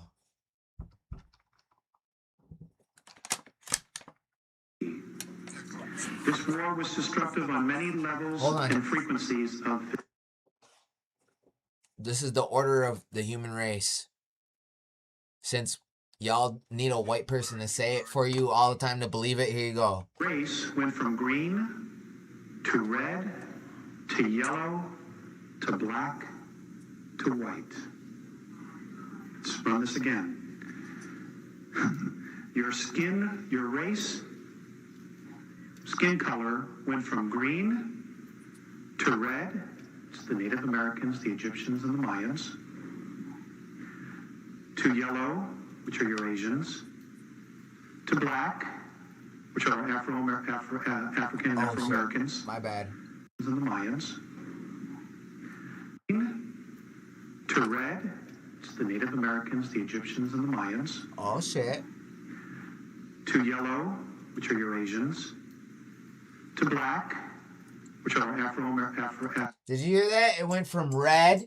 They consider your Egyptians red. And that makes sense because Egypt was an Atlantean colony. Atlantis was land, where the Aztecs came from. So anywhere where there's step pyramids, Cambodia, Indonesia, the Americas, Egypt, there was built by a copper-toned Asiatic race of people. Brunette, black-haired, straight-haired, brown-eyed people that look like Mayans, look like the Egyptians, look like the Cambodians, look like the Hindus, look like the Indonesians. A red man built that. A hairless, long-haired, straight, black-haired, Asiatic, brown-eyed, copper-toned, hairless man made those pyramids. I'm sorry. African and Afro-Americans. To white.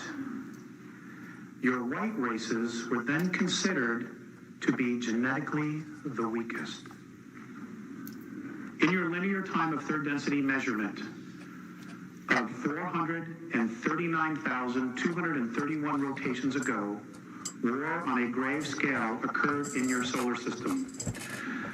This aggression occurred against those on your worlds that included not only you Terrans, but also those of Nibiru. This invasion of your system by Orion was led by a queen named Suti. This war was destructive on many levels and frequencies of physicality. Red man is the oldest. Let's see what pops up. Oh, fuck. Some dumbass shit. Hold on. Some other shit.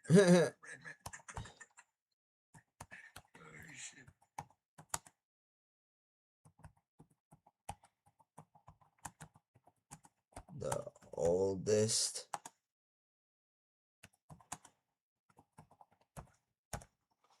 Indigenous Americans are the oldest on Earth.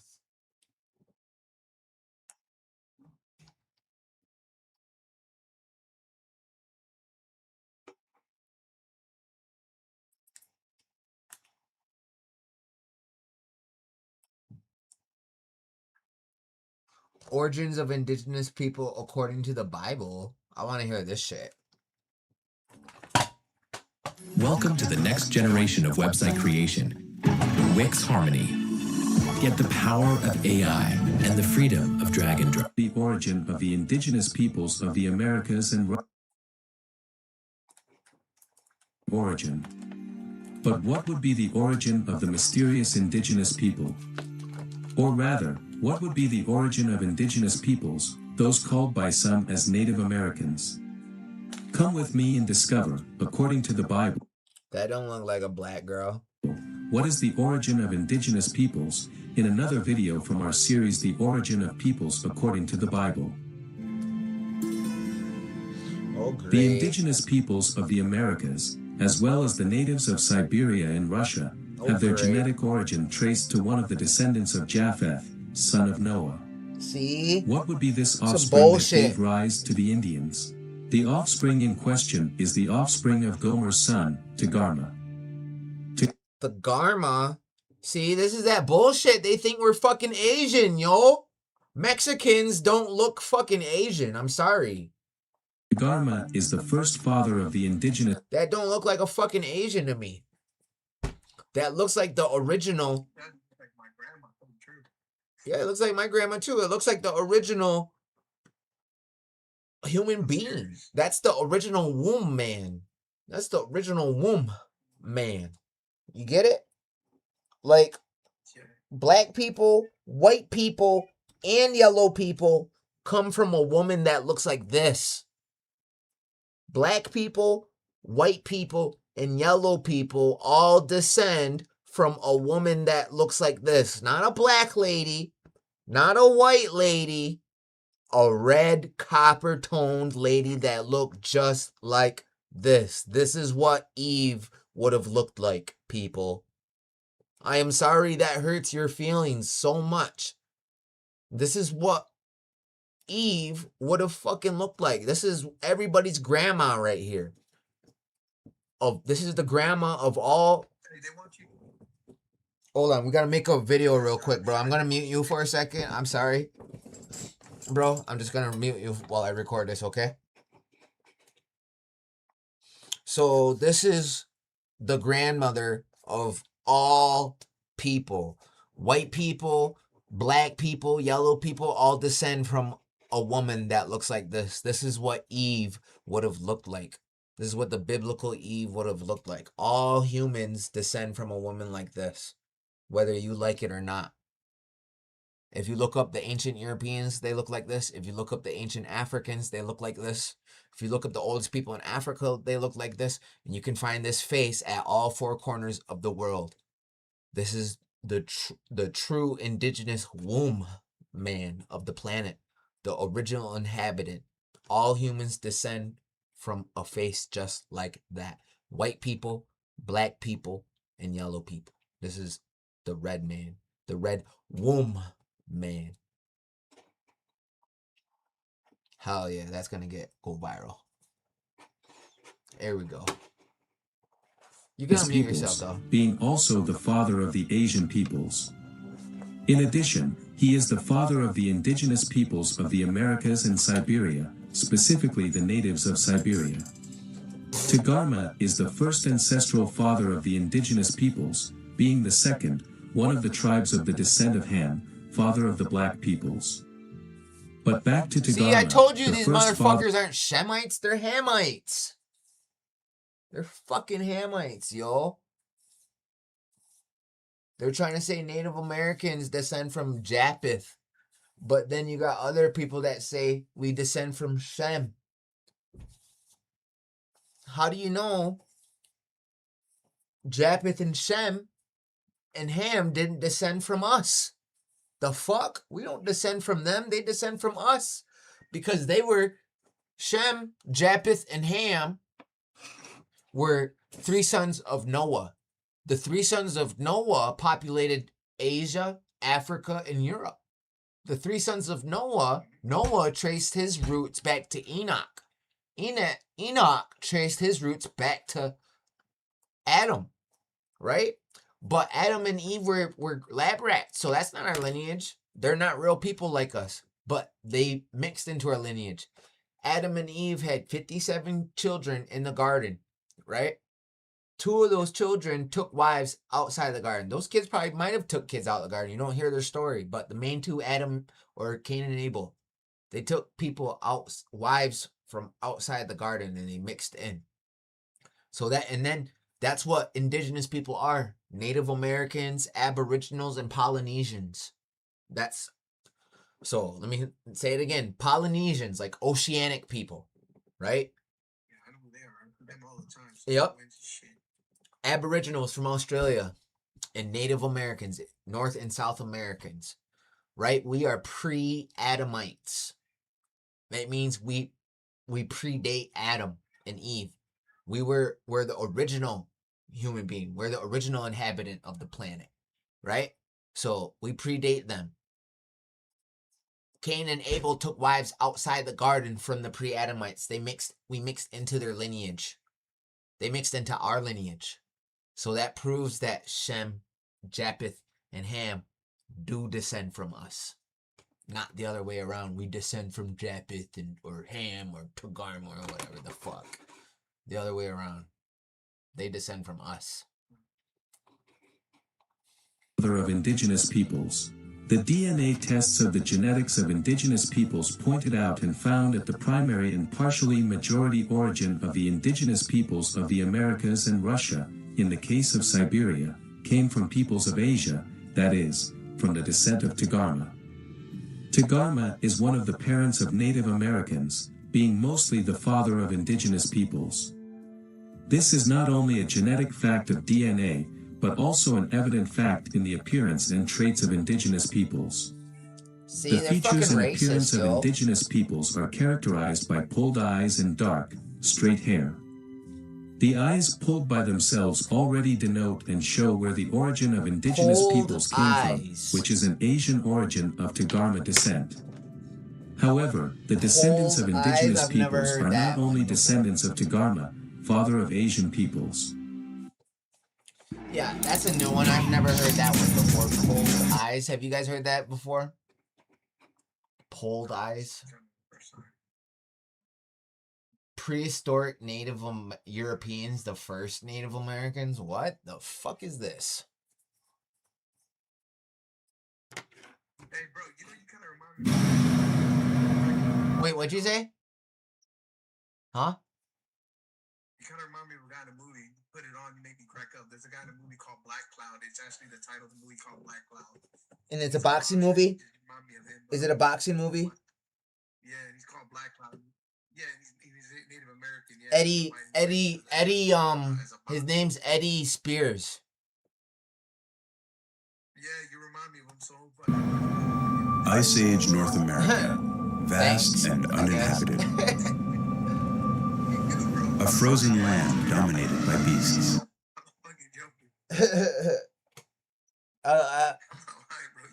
I'll take that as a compliment, I guess. Thank you.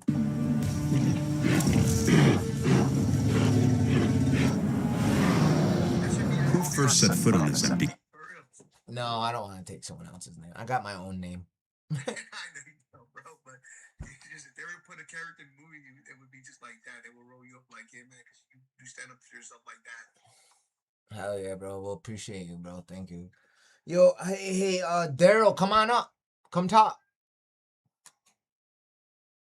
Yeah, you are talking a lot in those comments.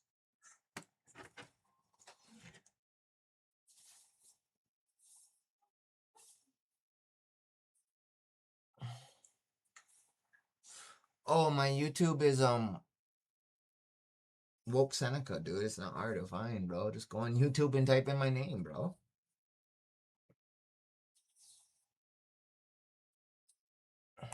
The continent is the greatest mystery in North American archaeology.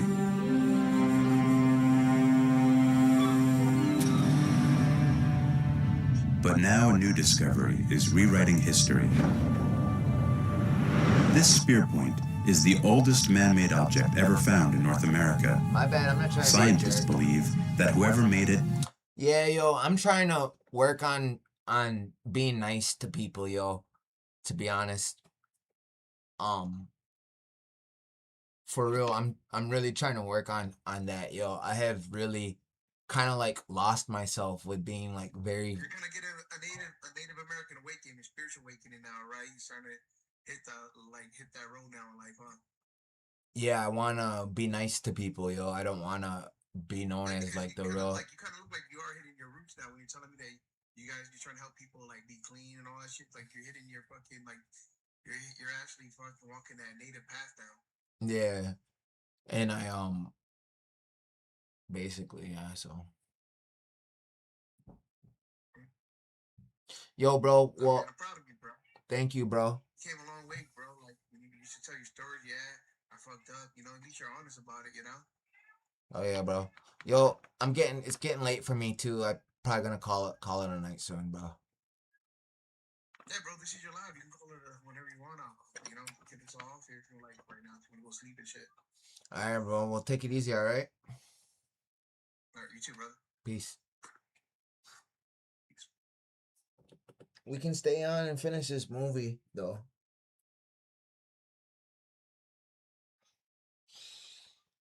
Yeah, I'm trying to move different, guys. If you haven't noticed, within the past few weeks, I haven't been on TikTok that much. Ever since I got my new computer, I don't want to stop the momentum though. I got a really good momentum. I do my daily quote every day. I like how I can be straight up with you guys. I can really be myself with you guys. That's what I love. about going live every day. We got 3 live streams going right now. We got 54 people on TikTok, 13 on YouTube, 9 on Facebook. It's usually about that average. But yeah, yo, I don't want to argue with fucking nobodies no more, yo. I really lost aura doing that, yo. Cause I'm not a racist person. I'm not a hateful person. But goddamn, yo, I do not take no disrespect at all. I don't take no disrespect from nobody. I don't care who you are. You cannot bully a native. You cannot extort a native. You can't fucking pick on a native. You could try to fight a native will always fight back, even if they're the nerdy native or the obese native or whatever. You can't pick on a native. We got that warrior spirit in us. So, you know what I mean? They know that you can't keep fighting with a native because, yeah, yo, they have made me racist, yo, and I'm not a racist person. And I don't like that, yo. I don't like that. Black pretendians have made me racist, and I wasn't a racist person. I used to listen to rap music, and now I can't even listen to rap music. I don't listen to rap music no more, and you know what? I thank them for that, yo. I don't listen to rap music. I don't want anything to do with them no more, to be honest. That's how much they have ruined it for me. So I don't listen to rap music. I don't, even if there was a pair of shoes that the whole black community was buying, I would get rid of them just because I don't want to be anything like them. That's how much they have ruined it for me. I don't wear Gucci, Louis, Versace no more. I don't wear none of that. I don't want to be nothing like black people. They have ruined it that much for me. I don't listen to rap music, none of that. Nothing. I don't want to be nothing like them at all. That's how much they have ruined it for me. And I was not like this before.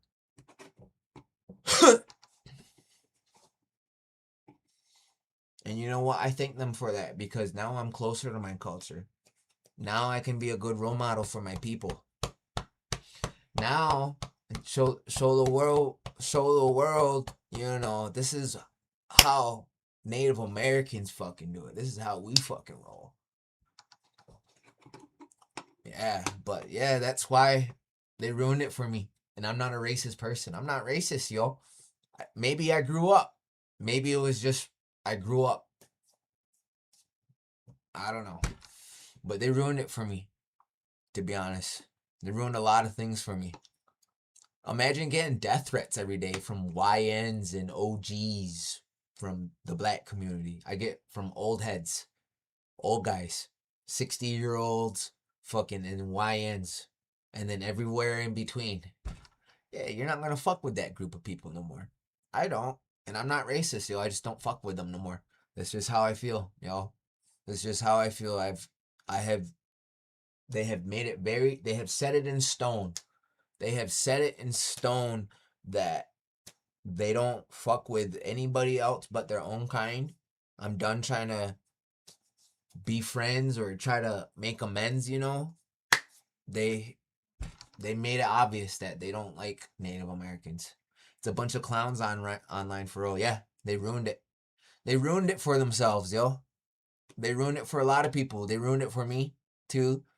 I don't even listen to rap music, yo. I haven't in years.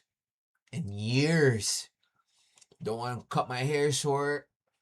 Don't want anything to do, anything close to them. Anything to mimic them, nothing.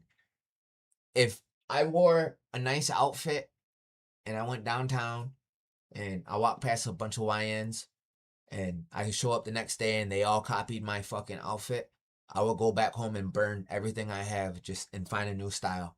That's how much they have ruined it for me. And I'm not racist. And I am not racist at all. They have said, you want to be us. You want to be like us. You want to be us. You want to be like...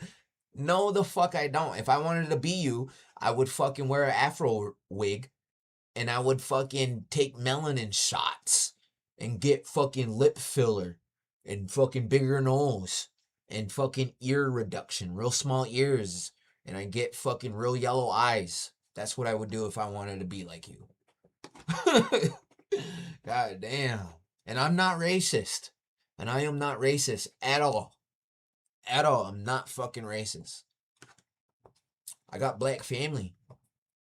My cousin just had a half black kid with a black guy. They're Seneca. I'm not racist, yo. It's just they have ruined it that much for me that I don't want nothing to do with them at all. Can't listen to no rap music, nothing at all. If I'm at a place and a whole bunch of black people show up, I'm probably gonna leave because they ruined it that much for me, yo. And I'm not racist. And I'm not fucking racist at all. And it sucks because I know I'm not the only person that feels this way. I know I'm not the only person that feels this way. I think it's a whole nation of people starting to wake up to seeing the elephant in the room. And something's gonna happen. Mass deportation. Mass something. I'm telling you, something's gonna happen, y'all. Keep fucking acting like your shit don't stink when you descend from people that smeared shit on their walls. Keep acting like that. You can polish a piece of shit, it's still a piece of shit. You can put chains on it, you can put little gold teeth on it, you can put little diamond studs, you can put a little straight wig on it. Still a piece of shit. You know what I mean? And I'm not racist. And I'm not racist at all.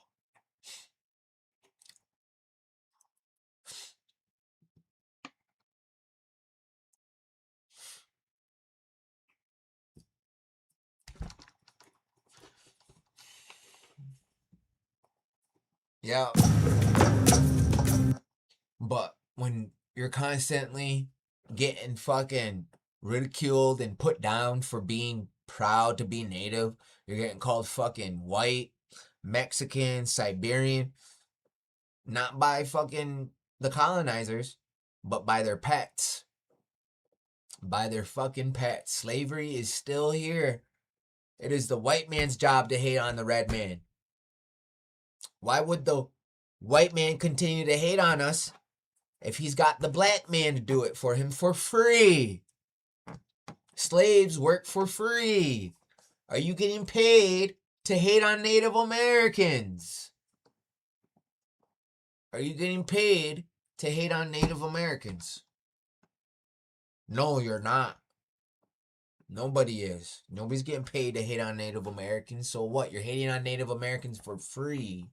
What does that mean? If you're hating on Native Americans for free and the traditional enemy of the Native American is the white man, you're basically doing the white man's job for him and he's not paying you. And the white man used to own y'all, force y'all to do stuff for him for free. What does that mean? Oh, it means slavery's still here. Oh, okay. What is the greatest prison in the world? The one where the prisoner doesn't know he's in. The greatest prison in the world is the one where the prisoner doesn't know he's in. Do you understand? That's the best prison in the world. Because the prisoner, if you love your job, you will never work a day in your life. If the prisoner doesn't know that he's in prison, he's not going to be trying to escape. He's not going to be trying to break the rules because he's not going to know that there's something else outside of that, you know? They get paid on TikTok pretending so they can make sense. Afrocentric still people culture.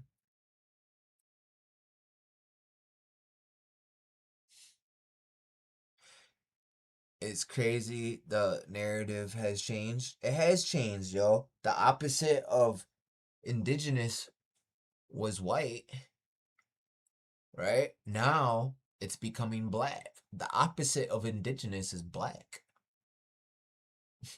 It was white. You see what I mean? When you act like a op to the indigenous people, you act like a op to the indigenous people. What race you're from? You're from the black race? Okay, now black is the opposite of indigenous. It's the op. You're acting like a op. The opposite of white was indigenous.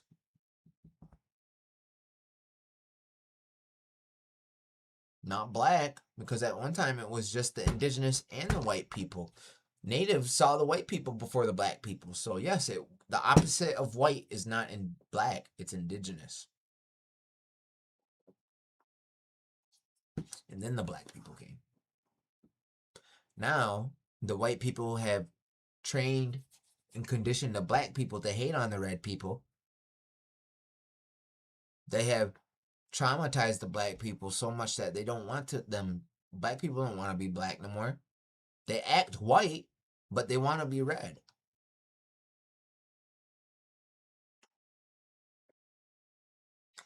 Joya, are Hispanic, Latino, slave identities? Let me know. No, they're misnomers. Actually, you could say it's a slave identity because if you are a citizen of the United States Corporation, right? You're a slave, you don't have no say, right? The United States will identify you if you're Latino or Hispanic as white. You don't get no say in your indigeneity, so yeah, you're a slave. It's a misnomer. It's a European misnomer. Latino, Christopher Columbus was a Latino. Latin, Italy, Rome. Spain, you're only Hispanic if you're from Spain, from Europe. So they got Native American people, indigenous Americans, identifying as white Latino, white Hispanic. When the Hispanic part of you or Latino part of you is the white part, not the brown part. So they got you calling yourself double white, but you're not white like them. They're just white, right? You're white Latino, white Hispanic.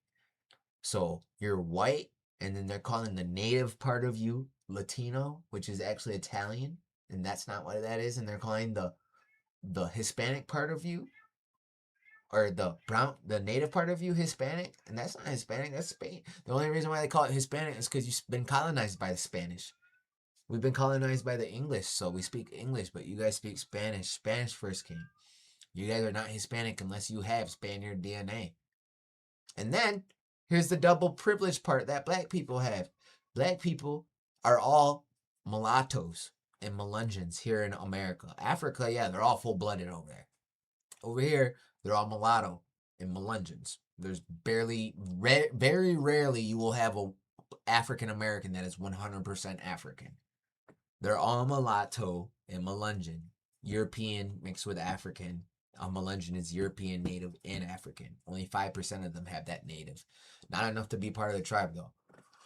So, and it depends. So here's the thing. You got people that have enough Native to be part of the tribe or the right lineage, and they just don't know either. We have been colonized, and some people that didn't grow up on the res, or some people married outside the tribe, and then they kept marrying out each generation. And now, generations later, you got a whole white family that can go to the tribe and enroll because they had one ancestor that was on the rolls but moved away halfway across the country or the world, and then came back generations later. That happens all the time. My tribe had fucking gingers from South Carolina or North Carolina come all the way up getting enrolled. Gingers with red hair, white people with freckles, billion fucking freckles all over their face, and red hair, curly red hair, coming to get enrolled. It happens, yo. It fucking happens. And you know what? It's because the system that they have. If they have the same rules, right, for everybody, not everybody's story is the same. Not everybody likes the same people, yo.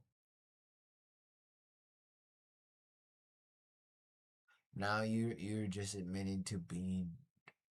Hey, Brandon, what do you mean you never heard of that? It's common knowledge. Wait, what?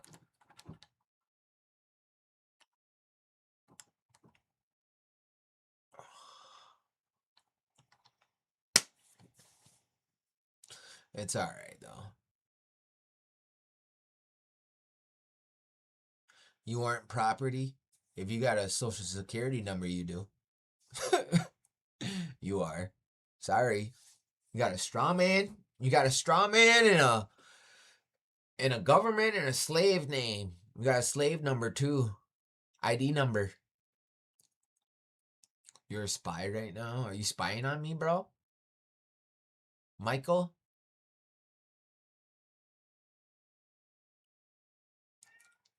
Who invented the wishing well?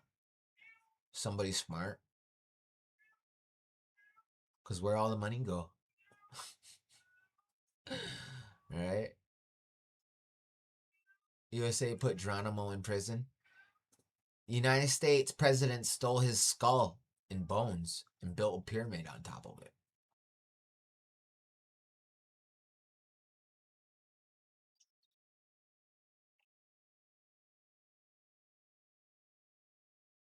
That's why Columbus had red hair and blue eyes. He was a Celtic north of Italy. I've never fucking heard that one. What? Christopher Columbus having red hair and blue eyes? Yeah, okay. Yeah, okay. I never heard that one. I'll have to check that out. Like I heard he was a fucking Portuguese spy too. Or he's a Sephardic Moorish Jew. I kind of believe I think he was a Sephardic Jew. I don't know about him being Moorish. He did sail for Spain, but he was actually Italian though. That's why Italy takes claim to the Americas. The Vatican in America. The coins, the money, the Roman Empire is America. The coin, the dollar, the Anglo-Saxon, right? And then it's the same bloodlines. You got they added 1,000 years too. They added a fucking 1,000 years.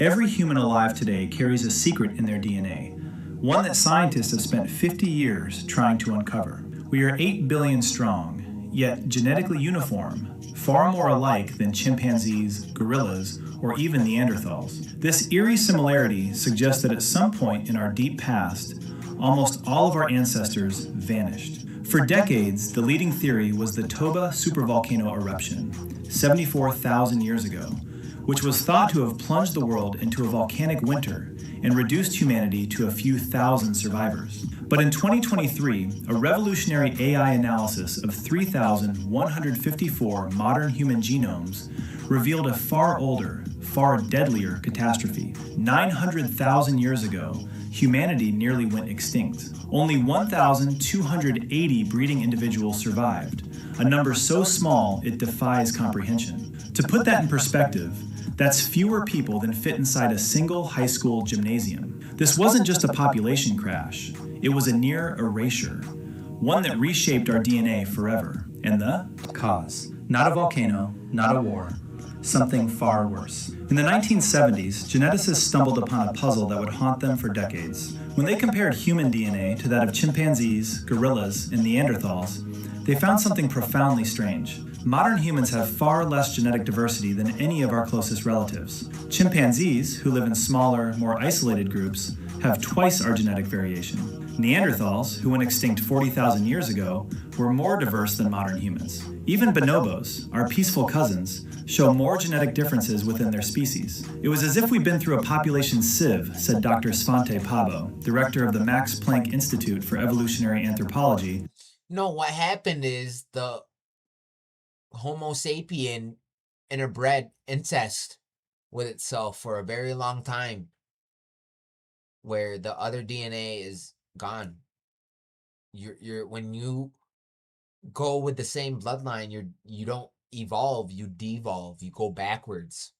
So lots of the same, and we're all related to one another. So yeah, that other archaic DNA, there's probably only a certain amount of room for your DNA, and then the old DNA gets washed away and new DNA comes in. You know what I mean?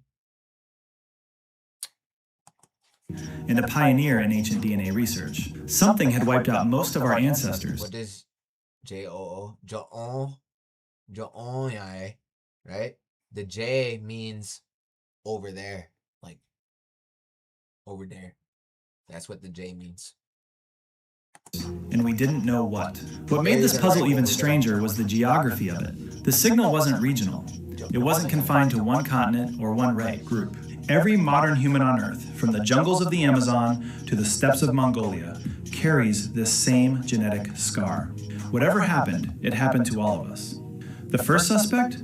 The Toba supervolcano. For decades, the Toba catastrophe theory dominated the conversation. The idea was simple. 74,000 years ago, the Toba supervolcano in Sumatra erupted with a force 10,000 times stronger than Mount St. Helens, blanketing the Earth in ash. Africans come from Homo habilis, that Erectus Africanus. Yeah, that's why they look different from us. They got fucking that in them, yo. And triggering a volcanic winter that lasted for years. The result? Mass starvation, population collapse, and near extinction. But new evidence destroyed this theory. Archaeological digging in India in 2007 revealed stone tools both above and below the Toba. Yeah, what's up with that? How come we never hear anything about India?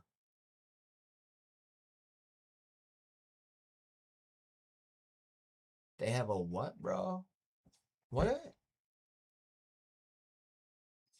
They have a bat gene? Ash layer at the Jwalapuram site. The tools didn't change.